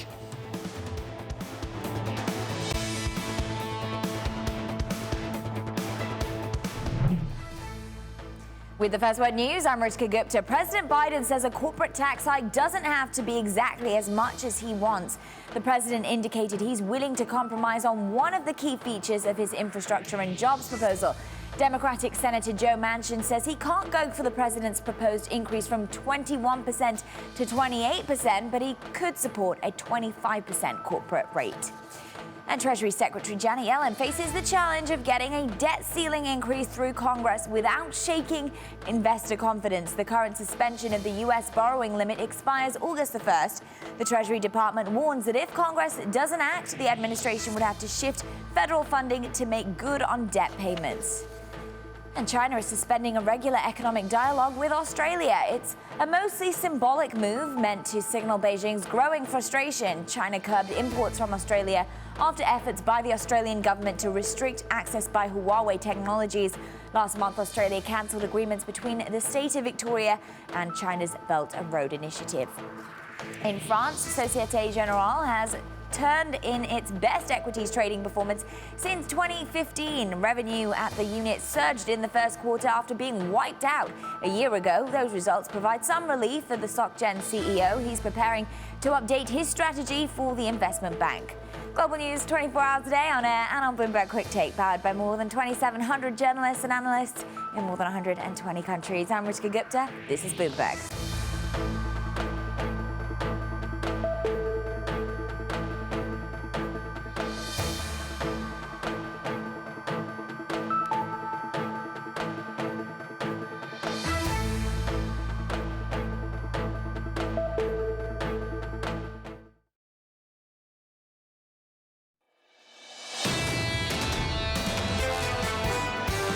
A Fed that's extremely friendly. They tell you they're going to keep interest rates low, not only this year, but we're going to keep them low next year. I'm assuming they're going to be surprised by inflation. It's going to be more intractable, and the market's going to be surprised that the Fed will raise rates sometime in 2022. They'll be forced by inflation. Leon Cooperman there of the Amiga Family Office, the chairman and CEO, on inflation and what it could mean for rates and ultimately this market. From New York City this morning, good morning. Alongside Tom Keene and Lisa Abramowicz, I'm Jonathan Ferro. Is the price action at the moment? We shape up as follows on the S&P 500. Futures positive 3, up almost 0.1%. Yields up almost a basis point, 157.49 on 10s. Euro dollar 120.49, up about 0.4%. Euro stronger there. Crude just a little bit lower. Commodity rally defining the moment we're in at the moment. Demand shock, 65.30 on WTI, down 0.5%. Here's a line from JP Morgan and Marko Kolanovic. Take a listen to this. Many of today's investment managements have never experienced the rise in yields, commodities, value stocks or inflation in any meaningful way. He concludes that portfolio managers likely will not take chances and will reposition portfolios. And Tom, arguably, that's what we've been looking at. Absolutely, and it all moving along here in real time, and we'll continue this. Claims coming up here in about 35 minutes. What John and I like to do is stop the show when it's important, and right now it's important, and we are most fortunate to have David Wilson with us, our Bloomberg Stocks editor. One of the giants of what we do has died, and died tragically young. David Swenson was at Yale. He's the one you don't know. You know John Bogle of Vanguard. You know Peter Lynch. You know Warren Buffett. Great. David Swenson was the giant that they worshipped, and David Wilson joins us now. John and Lisa, I want you to come in on this as well. Modern portfolio theory, Swenson learned it from James Tobin, and he said, wait a minute, there's a better way to do that. And David, that was the Yale model. Yeah, absolutely. And it changed the way that endowments across the country were invested. The whole idea of not just focusing in on, publicly traded stocks and bonds, broadening investment horizons, private equity, that sort of thing. I mean, and that's why the Yale endowment has done as well as it has over the decades. I sat on the stage at Darden at University of Virginia with people that worship Swenson. And at that time, this was UVA, had hit a home run only because they diversified into commodities. And David, we're there right now again with a commodity moonshot. Yeah, absolutely. And now people are starting to pay attention to an area of investing which, frankly, hasn't gotten a lot of love over the years, and understandably so, because it's really only in the past year or so that we've seen commodities pick up. And John, this goes right over to London and the city as well. David Swenson was absolutely iconic in shifting how we think about the word that Peter Lynch spoke so much of, diversification as well. It folded over in endowments. And, John, the one that I really would want to talk to right now is Mohammed El-Arian, because he confronted this in the challenges of Harvard endowment years ago. Well, let's go through the statement from Yale University, Tom. Dear members of the Yale community, I write with profound sadness to share the news that David Swenson, Yale's chief investment officer, died yesterday after a long and courageous battle with cancer. David served our university with distinction. He was an exceptional colleague, a dear friend, and a beloved mentor to many in our community. Future generations will benefit from his dedication, brilliance, and Tom, his generosity as well. David Wilson, from where you sit, has the endowment model been blown up with all of the hedge fund alternative? Forget about Archegos and that. It used to be simple. Robert Kirby at Capital Guardian Trust would say, you know what, you need to make 2 percentage points over the bogey. That was it. John Bogle at Vanguard blew that up, and Swensen said, no, we can still add value. Did he? Oh, he surely did. I mean, why is it that there are so many endowment managers that, in essence, owe their strategy to Swensen's approach? I mean, it's clear that he had something that other people sought to emulate. I mean, another piece of the puzzle, perhaps, is that, as an individual investor, it's easier now to go the route that Swensen did, if only because there are so many, alternative investments that are being packaged into things like exchange-traded funds. That's the key here, John. This is really important. Lisa, jump in here as well. This phrase package, which David just nailed. John, we become a consulted businesses. What David Swensen said is forget about the consultancy, diversify, and get the job done. This business, Lisa, has changed, and it's got a whole lot harder. And there's a question here about the amount of money that's been flowing into private equity and hedge funds, which really hinged off of the Yale model, the idea you need to go further into risk and other asset classes in order to get the returns that you need to meet your obligations. And Dave Wilson, there is a question here about whether this works after such a long period of time of doing this, of so many foundations doing this. I mean, how much are you seeing an ongoing shift in this direction versus just going all in on equities, since that's been a good bet? Yeah, I mean, that is a reasonable question because, like with any strategy, if you're sort of the first mover, you have an advantage. And if you're kind of playing follow the leader, which undoubtedly a lot of endowment managers are, I mean, it's a real question as to whether you can gain that same advantage or anything close to it. That's right where I wanted to go. John Farrell, this is so important. You and I have discussed this over the years. I think Kelpers has been really articulate about this. David Swensen did this with smaller amounts of money. Granted, it was billions, but it was smaller amounts of money. And John Farrell, right now, with Apple, with Amazon, with the mass of the S&P 500, how do you move the value and how do you move the needle and add value in endowments versus doing what Bogle did, which is just buy the index? Well, Tom, I think what you're getting at is where do you find your edge? Where do you find your edge when 5 big companies, a handful of companies, make up so much of the overall index and they're so well researched? And we've asked that question a million times on this program. And what's been the response? Small caps, mid caps, the under-researched names, Tom.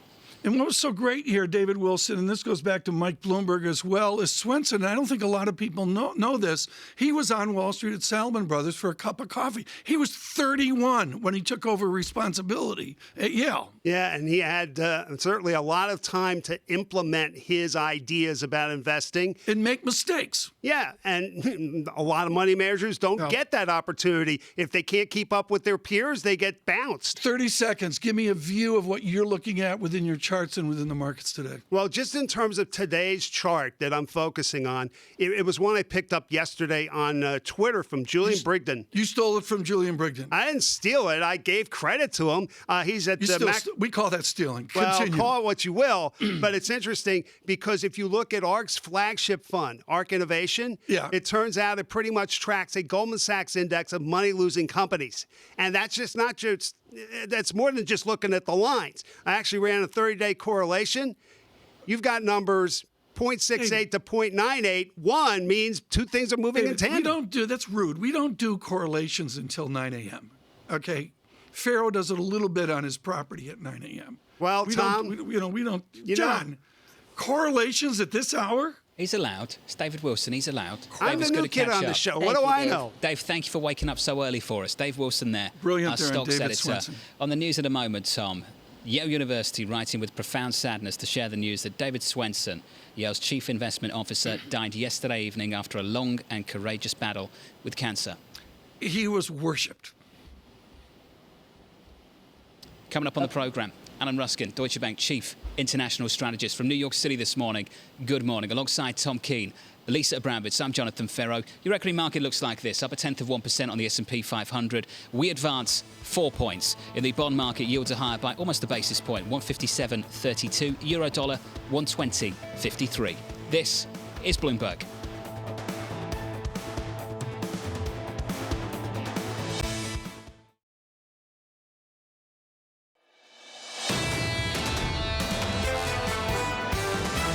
We basically rebooted the global economy. We shut it down and turned it back on, and it's coming with a lot of messy frictions. I'm against the view that we're in the roaring 20s and that we're going to leave a new era for U.S. growth.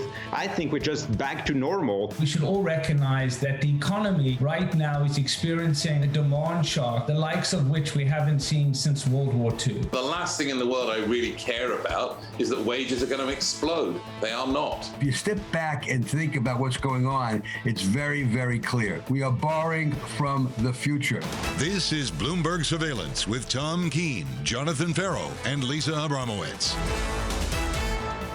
Good morning, everyone. Jonathan Ferro, Lisa Abramowicz, and Tom Keene. Thank you for joining us on radio, on television, a simulcast here on economics, finance, and investment, and the American labor economy. John, in this hour, we see what a boom economy really employs. I think Charles Cantor absolutely nailed it over at Neuberger Berman. We are facing a demand shock. 12 months ago, in the month of March, we faced a negative demand shock like the world has never seen before. And this time around, we face a positive demand shock like the world has never seen before. And you see it picked up in the commodity market. You see it picked up in the labor market. And a big question we've started asking, and it will be the question we ask for the next several months and maybe the next several quarters too, is how the supply side of the economy responds to that. Well, not only the microeconomics of it, John, but just look at the Bloomberg, and we see the oddest of markets right now, John. I think you're right to go to your property, see it Friday afternoons. The real yield, I'm going to round it to negative 0.90.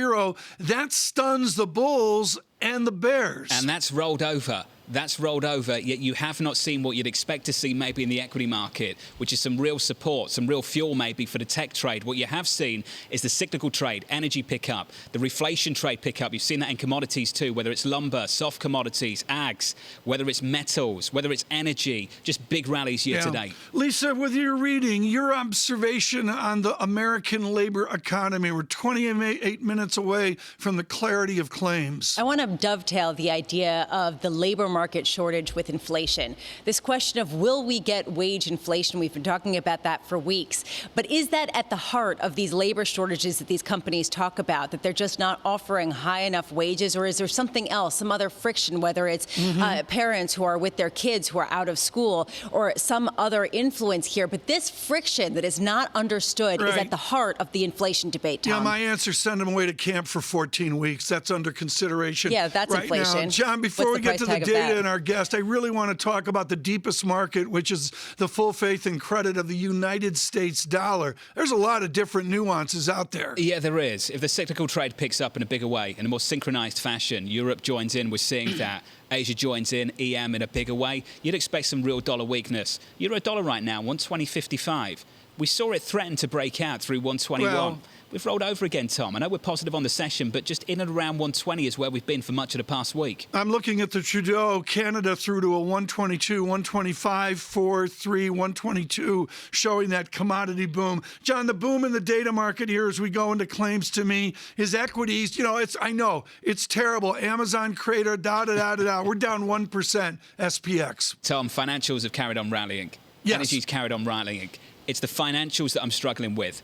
The yield curve is not as steep as it was. In fact, it's moved the other way. Real yields have not been breaking out. They've been moving the other way. Yet financials have been picking up in the face of a very, very patient Federal Reserve. That trade's continued. Why? I think we need to talk about that a little bit more. Let's do it right now. Alan Ruskin joins us on Foreign Exchange with Deutsche Bank and their chief international strategist. Alan, you go right to the heart of the matter, which is the price of the many worries that we have out there. How will the dollar respond to this set of 2021 worries? It all depends really on how the market adjusts its expectations as far as the Fed's concerned. Right now, the Fed is giving the most dovish message you could possibly expect. That's about as dollar negative as you would anticipate at this point in the cycle. The question, I think, is, does the tapering debate advance at all? It's clear that Powell squashed that debate for the time being through to June at least. But I suspect that when we start talking about tapering, the dollar will get a little bit of temporary support. The longer term story for the dollar looks more negative than I've seen in a long time, however. So this short-term story that relates to the Federal Reserve and a longer-term story that relates to imbalances, notably what happens to the current account. Can we talk about a cyclical trade more broadly, globally, Alan? I've been surprised that euro-dollar's been pinned down to in and around 120. I know we were threatening a 116 handle only a month or so ago, but to get to 120.57, that rally just seems to have stalled. And the picture's pretty clear from here, Alan. Things look better in Europe. The vaccination rollout looks better. This could be a good summer for the European economy. I think we all hope it will be. But right now, euro-dollar at 120.56, I think some people are scratching their heads, Alan, why this rally has stalled. Yeah, I think the problem you have in the foreign exchange market is we love movements in short-term rates in particular, and we're not going to get that. We are getting some movements in terms of central banks and central bank expectations, mostly revolving around retreat from quantitative easing. So the tapering story that you saw from the Bank of England today is obviously an interesting one, but you're not getting movements and are not expected to get movements in terms of short-term interest rates from all these major central banks for a long time to come. So it's hard for, the growth data, for example, to move the needle as far as ECB expectations are concerned, as far as Fed expectations are concerned. And I think that's containing foreign exchange volatility for the time being. For the time being, in the near term, you're sort of clarifying all of your statements on the dollar. Longer term, you have a more negative view. What will be the tipping point that will shift a perhaps benign environment to one that's more pernicious for dollar? Yeah, I mean, it's a great question. I think if the Fed seems to take on board the stronger inflation data that's coming down the pike and bats it aside effectively, is true to its word and says, you know what, we still think this is temporary. And if the market does not believe them, then I think you're in a space there, which I think is potentially dollar negative. And I think there's every reason for the market not to believe the Fed if you do actually get inflation expectations and inflation itself actually rising, because we haven't seen these kinds of circumstances as far as inflation's concerned. It's certainly in the last 4 decades. Alan Ruskin, let's wander back to Cape Town that you know so well. Let's take USD ZAR. Let's look at emerging markets. Let's look at the commodity opportunity that's out there, or has it already been had? South African Rand 18 to a 14. Yeah, I think, there's a lot of good news that's being priced into commodity currencies. I think there's further run. I think what you're seeing in the FX market is a tendency to run with the G10 commodity currencies. They feel that EM has, got its own special story. Not least it's lagging as it relates to vaccinations, of which South Africa is obviously part of that. So I think the opportunities that have been seized on have been mostly 3 currencies, I would say, Canada, and Norway and Australia, of which the first 2 have tended to perform very nicely. Aussies tending to lag a little bit. Well, let's think about the last commodity cycle and where things like dollar Brazil were back then. We were looking at a 2-handle back then, Alan. We're looking at what now? 536, 533. We've had a move off the back of another hike over at the Central Bank of Brazil. Is that where you would look for the next leg of this trade to develop, Alan, in the commodity-sensitive parts of EM? I'm still cautious in that space. As mentioned earlier, I still think that you need to see the vaccination story generating the kind of opening and growth outlook that in turn instills some central bank tightening. That would be the kind of ideal environment to look for. So look, I think if you look at, for example, yesterday or the most recent PMI data, you have G10 countries on average of PMIs above 60, and you have EM countries, GDP weighted at around 52. So there's this huge gap here that's developed. And I think we need a closure of that gap in terms of growth outlook before I'd really be gung-ho on the EM commodity currency side. Alan, is there anywhere within the commodity currency side that has not accurately priced in some of the demand that we're seeing on the infrastructure spending, et cetera, side of things? Look, I think this is just an ongoing story. So I think, those who've been optimistic in terms of growth and have been optimistic in terms of the reflation story have definitely been on side in terms of commodities. I think The tougher angle has been really to translate that into the currency side. But I think there's probably more run on the commodity side, given that we're very early into this growth cycle. We're only really going to see the true acceleration occurring in the second half of the year, led by the US. And I think a lot of other economies will follow suit thereafter. So one presumes that commodities are not at the peak of their cycle, and therefore, there will still be some pull, as it were, for commodity currencies. Alan, good to see you. Alan Ruskin there, Deutsche Bank Chief International Strategist. Let's just work our way through the numbers in commodities right now. Lumber futures topped 1,500 for the first time ever. Brent's approaching 70. WTI is up on the year by almost 60%. Copper breached 10K in the last week. I think we're up 28, almost 30% year to date on a copper contract over in London too. And then I get a message from a terminal subscriber, Tom, that said, we haven't even started to move yet. Come on. On the FX side, that's the argument. That's what Alan's getting at here. We haven't even started to see the dollar weakness from the big sync-up in cyclical growth that we might see later this year. Our job here, John's not to have an opinion, but to show the magnitude and gradations that are out there. And what Alan's alluding to, which I think is frankly, probably he can say it where Sarah Vellis of Deutsche Bank can't, is a Steve Roach-like move in dollar weakness. Roach was criticized and made fun of for that. But the fact is some of these house strategists are starting to frame up tangible dollar weakness. More than that, in the commodity market, the commodity bulls are making this argument. Just because of the nature of the market, you can't price in the full demand shock ex ante. What that ultimately means, Lisa, is if we have a demand shock and tighter supply later this year, you can't price that in yet. And what you will see, and that's the Goldman argument over at Jeff Curry, that's why he's thinking perhaps a move to 80 on crude. The other side of that, though, just to present the other argument, is that all of the suppliers are ramping up production, and that will come online just as the demand shock, the actual increase in demand shock, increases, or decreases rather, later in the year when people get back to normal. Coming up, Congressman Warren Davidson from Ohio, from New York City this morning. Good morning. Equity futures 41.60, unchanged. Lisa Abramowicz, Tom Keene, Jonathan Ferro. Heard on Bloomberg Radio, seen on Bloomberg TV. This is Bloomberg Surveillance.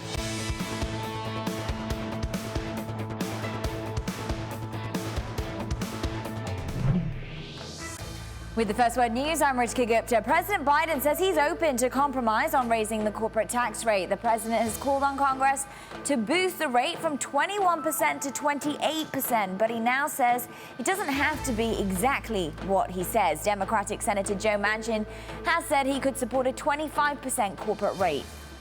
And the U.S. will support a proposal to waive intellectual property protections for coronavirus vaccines.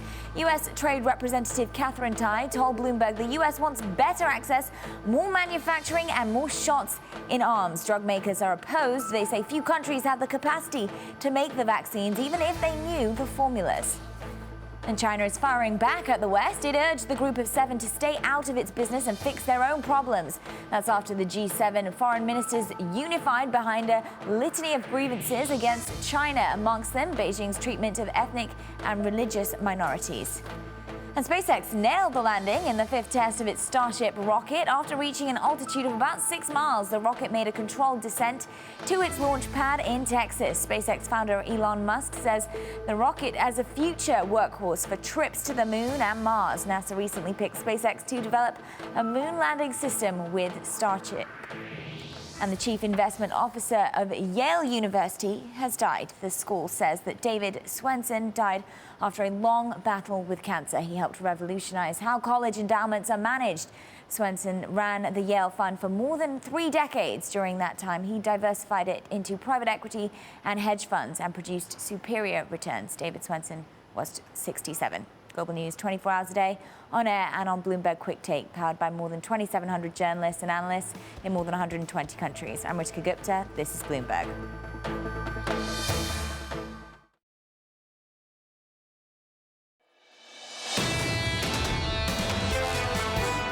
Many people are anxious to start spending again and spending in a way that they don't have to be socially distanced. So there's likely to be a surge in demand at the same time that there are going to continue to be supply constraints. And that's going to push up inflation for this year, but we're not expecting that to persist into next year. That captures the Federal Reserve position right now. That was Eric Rosengren, the Boston Fed president. From New York City this morning, good morning. Alongside Tom Keene, Lisa Abramowicz, I'm Jonathan Ferro. Here's the price action of the moment. This Thursday morning, going into initial jobless claims, 12 minutes away. Equities unchanged on the S&P, Tom at 41.60. Into the bond market, yields higher to 157.67, up by about a basis point. Crude on the back foot, softer, lower, down by 0.8%, $65 and about 12 cents. And the euro, firmer on the day. The dollar is weaker. Euro dollar 120.55. Tom, up 0.4%. Very good. On a busy day here and coming up on claims in 12 minutes, critically important data. We digress to Washington and we digress to one of the most interesting Congress people of this nation. Warren Davidson is from the Republican Center of Ohio. That would be in the vicinity of Dayton, if I get my map correctly. We won't ask him Indians or Reds, but we will ask him about his expertise in crypto. We will ask him about the moment, but we must begin with our military. Warren Davidson is one of the great stories of the military in our Congress. He was a soldier in Germany and had the privilege to wander to West Point. And we're thrilled that Warren Davidson could join us today. Soldier Davidson, I want to talk to you right now about these reports we hear of politics in our military, whether it's far right, far left, center, or all. How does Washington manage the personal politics of our military? Well, it's certainly different. You know, when I was in, Bill Clinton wasn't popular at the military academy. People were shocked when he defeated George W. Bush there. The place is a little insulated from day-to-day politics, or at least it was at that time, you know, pre-internet era. Today, you know, the Biden administration started out with kind of a 60-day stand down to review boards and anything with a nominee. I'm on the board of advisors for the United States Military Academy. And we had to take a pause in our action as a board. It's been a huge deal at Colorado Springs as well. What do you need to see from Republican and Democrat leadership to take this polarity, this polarization out of our military? Yeah, I think, you know, just keep a mission focus. I mean, when, you know, really the politicians are the ones that tend to politicize the military. The soldiers just want a mission and the resources to accomplish it. I'm sure that's true today as I go out and talk with folks, you know, here at the Wright-Patterson Air Force Base, right near here, the National Guard, Springfield Air National Guard, and units deployed around the country. They just want a mission and the resources to do it, and not all the political distractions. It seems like everything has been politicized right now, including retail trading. GameStop became politicized in the past 12 months as people bid up the price dramatically as a result of Reddit boards. You're holding a hearing on that 12 p.m. Eastern today. There has been some discussion about shortening the trade settlement times to withdraw any potential risk to Robinhood, like what we saw. Are you for that? Do you foresee that in the near future? Yeah, I mean, it was encouraging initially. I mean, Congresswoman Ocasio-Cortez agreed with the same position I had and Ted Cruz had initially, which is, you know, more democratic access to capital makes our country stronger. I mean, we have the best capital markets in the world, but we do have a chance to improve them. We are facing dynamic times, as you see. Reddit threads, for example, in this GameStop case, have an impact similar to something that could rival a Bloomberg terminal. So speech on a Bloomberg terminal really shouldn't be treated differently than speech on a Reddit thread. I think we have structural opportunities to improve trading to get to T0. All right. Bloomberg as Reddit. I will say, though, there is a question also about how Bitcoin, how Dogecoin, as my children ask me about on a daily basis, by the way, because it is from Roblox. It's life imitates art and vice versa. There is a question of where the regulatory side fits into this, of why we haven't come up with a regulatory framework soon enough. What are you thinking on that front? Well, SEC Chairman Gensler is going to be before us today. I had the opportunity to speak with him when Facebook was talking about Libra. And at the time, you know, he felt the SEC wasn't doing enough to give regulatory clarity to the market. I look forward to his answers on a range of topics. It's going to be his first appearance before the House Financial Services Committee. And, you know, frankly, I'm optimistic that he'll agree we need some sort of light touch regulatory clarity for this space to continue to flourish. I was also encouraged by Janet Yellen's comments recently, and frankly, by the Federal Reserve's openness to allowing fintech companies access to the Fed payment system. Congressman Davidson, can Chairman Gensler take a middle ground in the polarity, the hopes of the liberals? Do you suspect that Gensler, as a wizened Wall Street veteran, will find a middle ground?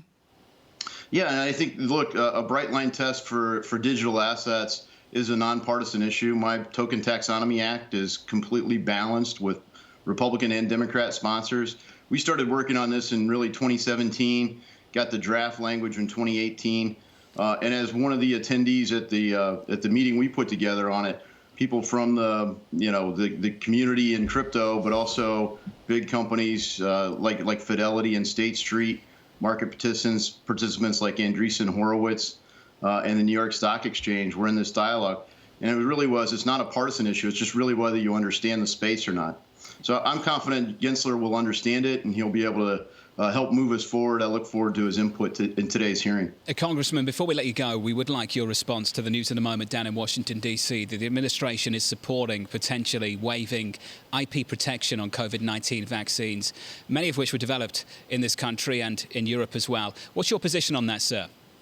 Yeah, I think it's always dangerous when the federal government decides to retroactively waive things like intellectual property. How do you justly compensate someone for this? But I think, look, the company's benefited from a massive amount of U.S. dollar investment, and I think there's an equitable way to resolve this that really does deal with the public health crisis.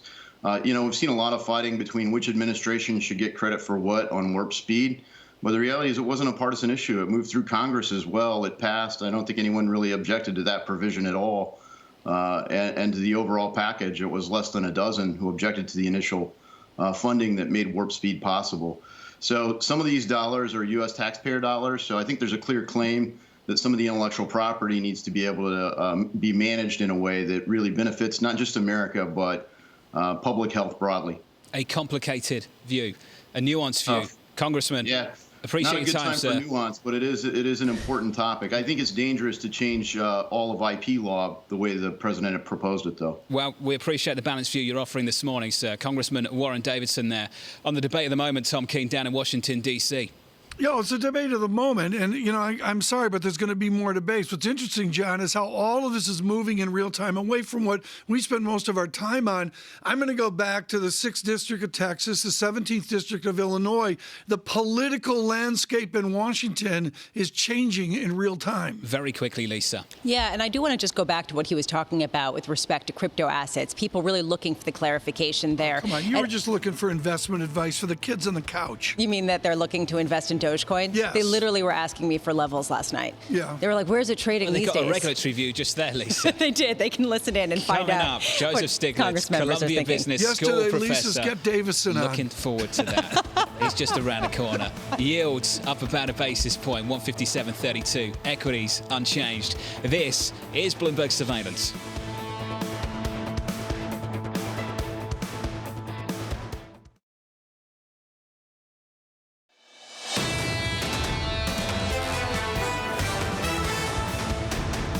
From New York City for our audience worldwide, this is Bloomberg Surveillance live on TV and radio alongside Tom Keene and Lisa Abramowicz. I'm Jonathan Ferro. Your economic data in America due out any moment from now. We're looking for initial jobless claims and they are just about across. There they are. Here's Mike McKee.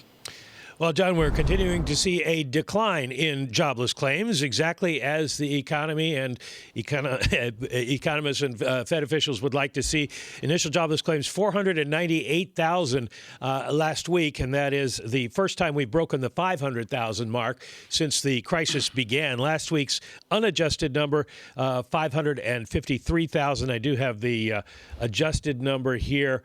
Down 92,000 from the prior month's 590,000, so prior weeks. So last week revised up a little bit, but a significant decline, and we get below the 500,000 level. Continuing claims at 3,690,000 is at this point a little bit higher than it was, but those are claims, remember, not people who are out of work. Two other numbers out this morning. Non-farm productivity for the first quarter jumps for the quarter at an amazing rate, 5.4%. This is to be expected when you see a rebound in the economy. Productivity rises because demand rises, and companies got to fill that demand without hiring a lot of more people because that takes time. Unit labor costs fall by 0.3%. This is probably a residual of the fact that the lower paid people in the economy have fallen out of the workforce and are coming back now. Michael McKee, you and I and John and Lisa and all listeners and viewers have never seen a jobs day like we're going to see tomorrow. The numbers are unimaginable, et cetera. Put your scope and scale on 1 million plus jobs created after you see this claims report. Well, there's nothing like it, and I make these charts for a living, and it's really hard to do now because the scale is thrown off. Can't get it on the page. You can't get it on the y-axis. It makes no sense.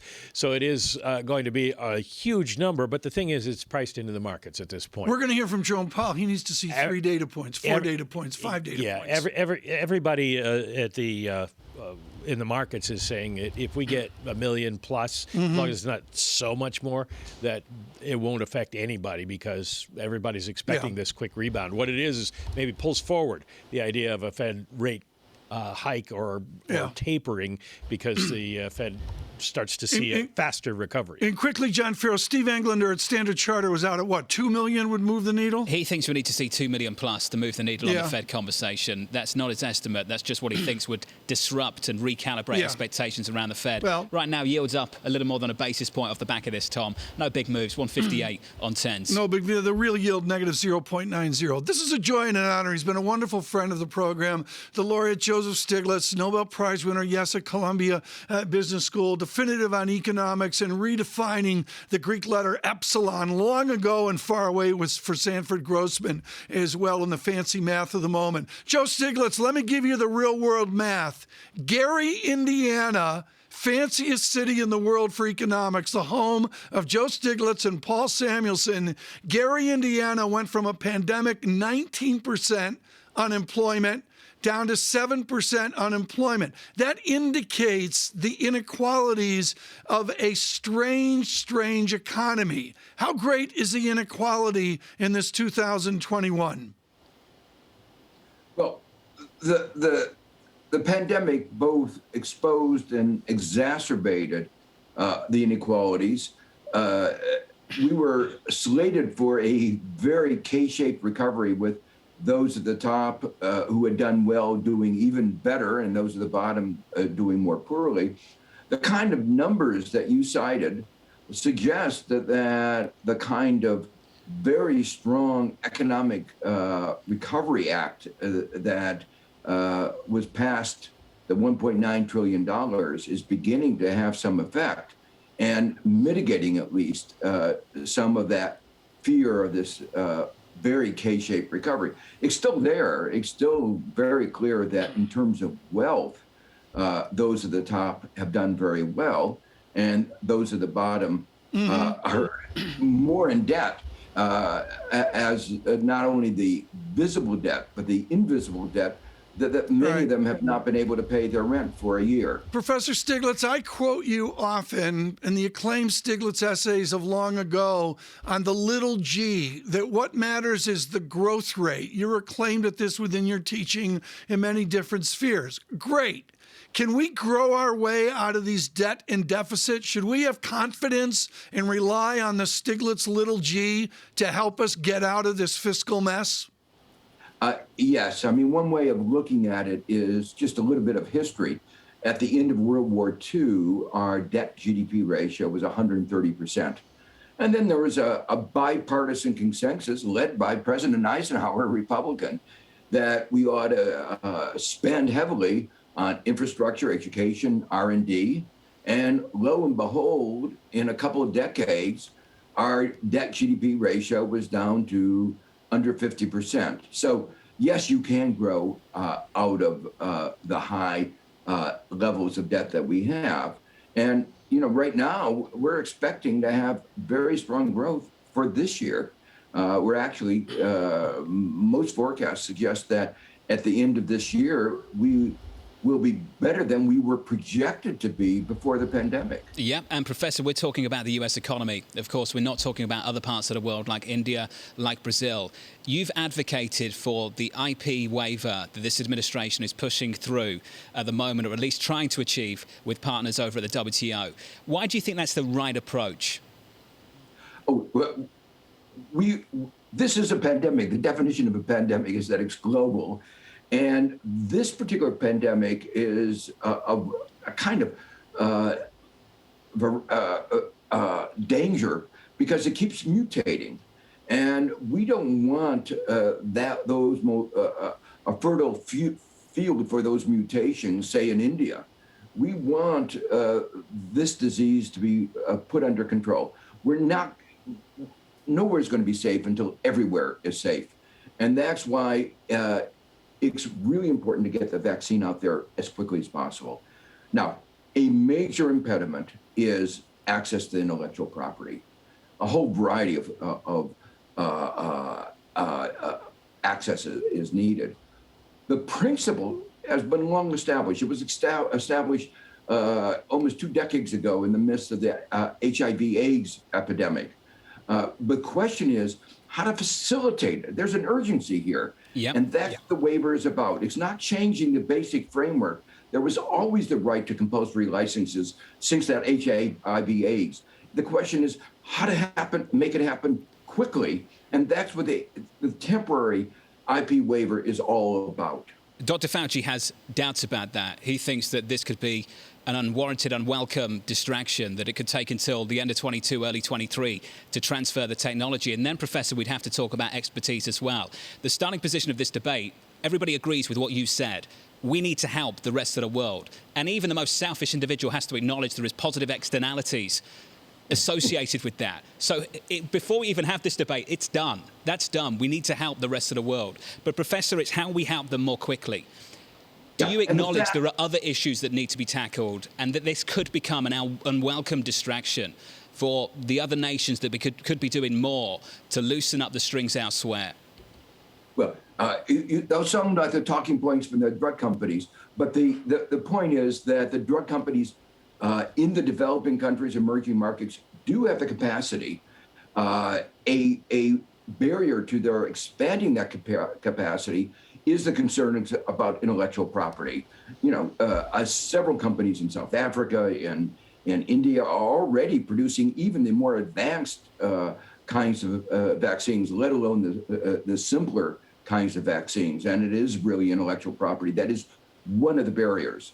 Now, another barrier that is related to the WTO waiver is allowing companies to more easily export their products. Under the standard WTO framework, you can get a compulsory license that allows you to manufacture for domestic use, but makes it more difficult to export. But in today's world of global supply chains, where even the ingredients in a vaccine may be made in several countries, the barriers to export are a major barrier to expanding the world's global supply.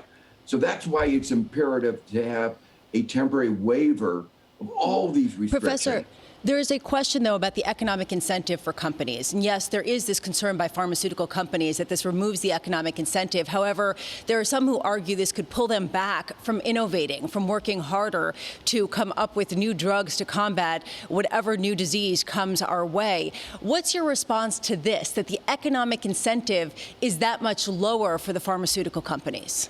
That's absolute nonsense. I mean, first of all, let's be clear.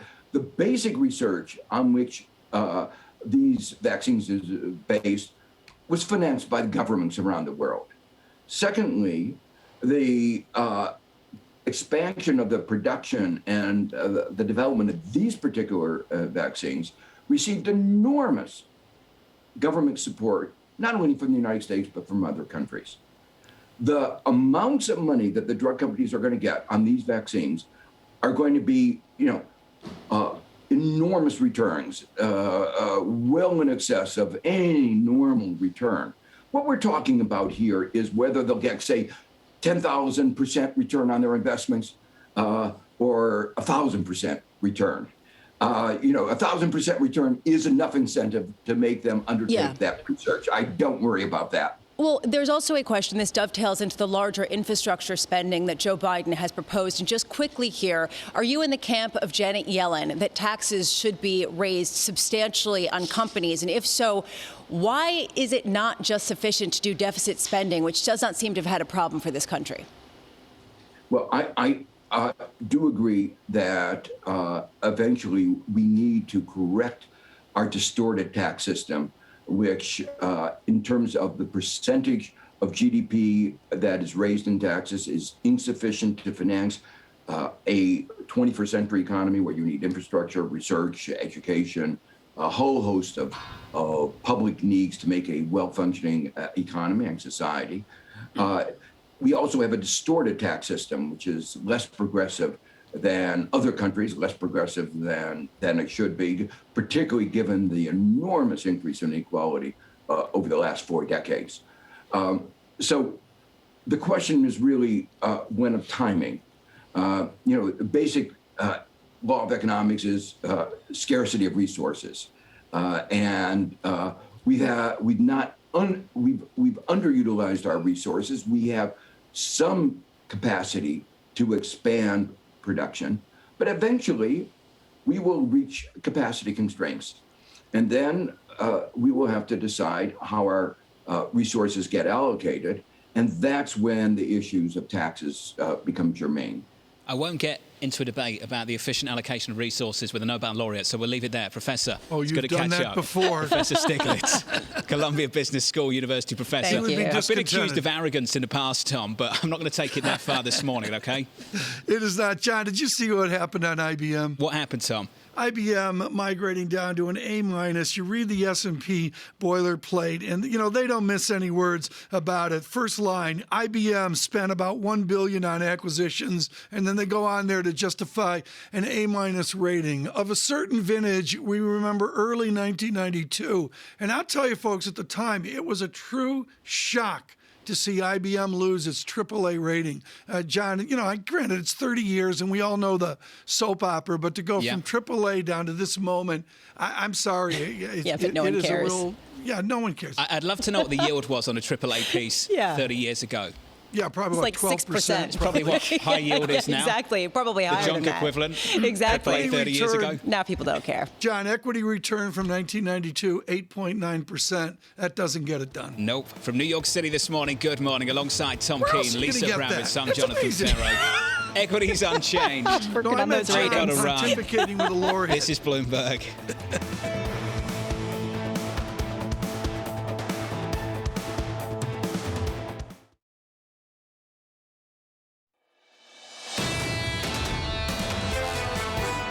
It's challenging to manufacture vaccines, and to start from scratch with a voluntary license to someone who hasn't done it before or who's using a new formulation, that takes time. It's very risky and it's hard to do. So I think the approach that's being taken right now is to engage as much of the world of vaccine manufacturers that people can get their hands on and involve the experienced people in the process. Julia Gerberding of Merck in their Heritage of Pharmacology. Good morning to Gordon Douglas, who began that program ages and ages ago. We drive forward the conversation now here. Yes, wrapped around claims, a good number, on to jobs day tomorrow. The markets, you know what it is about, this pandemic. We are advantaged with Samuel Fazeli of Bloomberg Intelligence. He's our EMA Director of Research, but also expert in pharmacology out of the University of London. Sam Fazeli, there's that course at London, LWM 23, on intellectual property and medicine. I think many of our listeners don't understand, our viewers as well, don't understand the copyright law here. What do the drug companies actually own? Well, Tom, I think Moderna has over 200 patents on its process and manufacturing and the mRNAs and all the various elements that go into it. That actually suggests the depth of expertise required to make these things. Patent offices don't just issue patents, which are obvious things. I mean, they can be challenged, but 200 patents means there were 200 inventions related to this manufacturing of this vaccine. To pass that on to somebody, which your comment was saying earlier, just like that, and expect that they can get vaccine made, is really a bit of a pipe dream. That's right where I want to go, Dr. Fazeli, and this is the one concern of the moment. We're all concerned about helping India, and that number, that startling number, folks, of one company having 200 patents. How does that affect, Sam Fazeli, the making of the medicine? Not who owns the mRNA or the what's in the jab, what's in the shot, but the actual manufacturing process. Yeah, Tom, I think it actually highlights the complexity of the process if you have 200 possible novel elements that you can patent. The point is India has Serum Institute of India, that is the biggest manufacturer of vaccines worldwide. Why haven't they done the work already? This is something I think that is a failure of state rather than industry here. The company has had access to the AstraZeneca vaccine technology for quite a while. It just shows it's not that simple to make these things. Okay, let's put aside, though, the procedural aspects of creating the vaccine and go to the money behind this. The question of pharmaceutical companies that say, we were the ones that created this, we should get the money. Otherwise, what's our incentive to create new drugs that are better and greater and can help the public good? Joseph Stiglitz, Nobel Prize winner, just was on talking about how this is hogwash and the government actually financed a lot of the production of these vaccines. What's your take on that? That may be true for, and obviously I'm not going to possibly say anything to negate what our esteemed speaker said earlier, but the point is that this may be true for Moderna, but it's not necessarily true for BioNTech and Pfizer. It's certainly not true for some of the other companies that have been involved, such as Novavax. I mean, they have had money for expanding their manufacturing, but Novavax has been spending money in developing its technology, for example, for over 30 years. So the point, okay, let's just turn this on its head. Let's stop all pharma companies doing vaccine development. And just the government spend money on developing vaccines. Where do you think we would be right now? Okay, so this is the argument that basically there is a more efficient allocation of resources within the private sector than the public sector. That is sort of the heart of the debate that a lot of people have been having for decades and decades. Going forward, Sam, how much does this affect the development of new drugs if this IP waiver is applicable in future situations and does go through with the EU signing off? If it becomes a reality, and if it actually has bite, that's the other thing, right? Because we have to watch with politicians how much there's substance versus form in what they actually do. If it becomes a reality, then I would suggest that anyone who wants to invest in developing future drugs will have to think twice about putting their money in their pocket. Rather go and make cars, I guess. Sam, we're all dancing on a pin. Let me cut to the chase.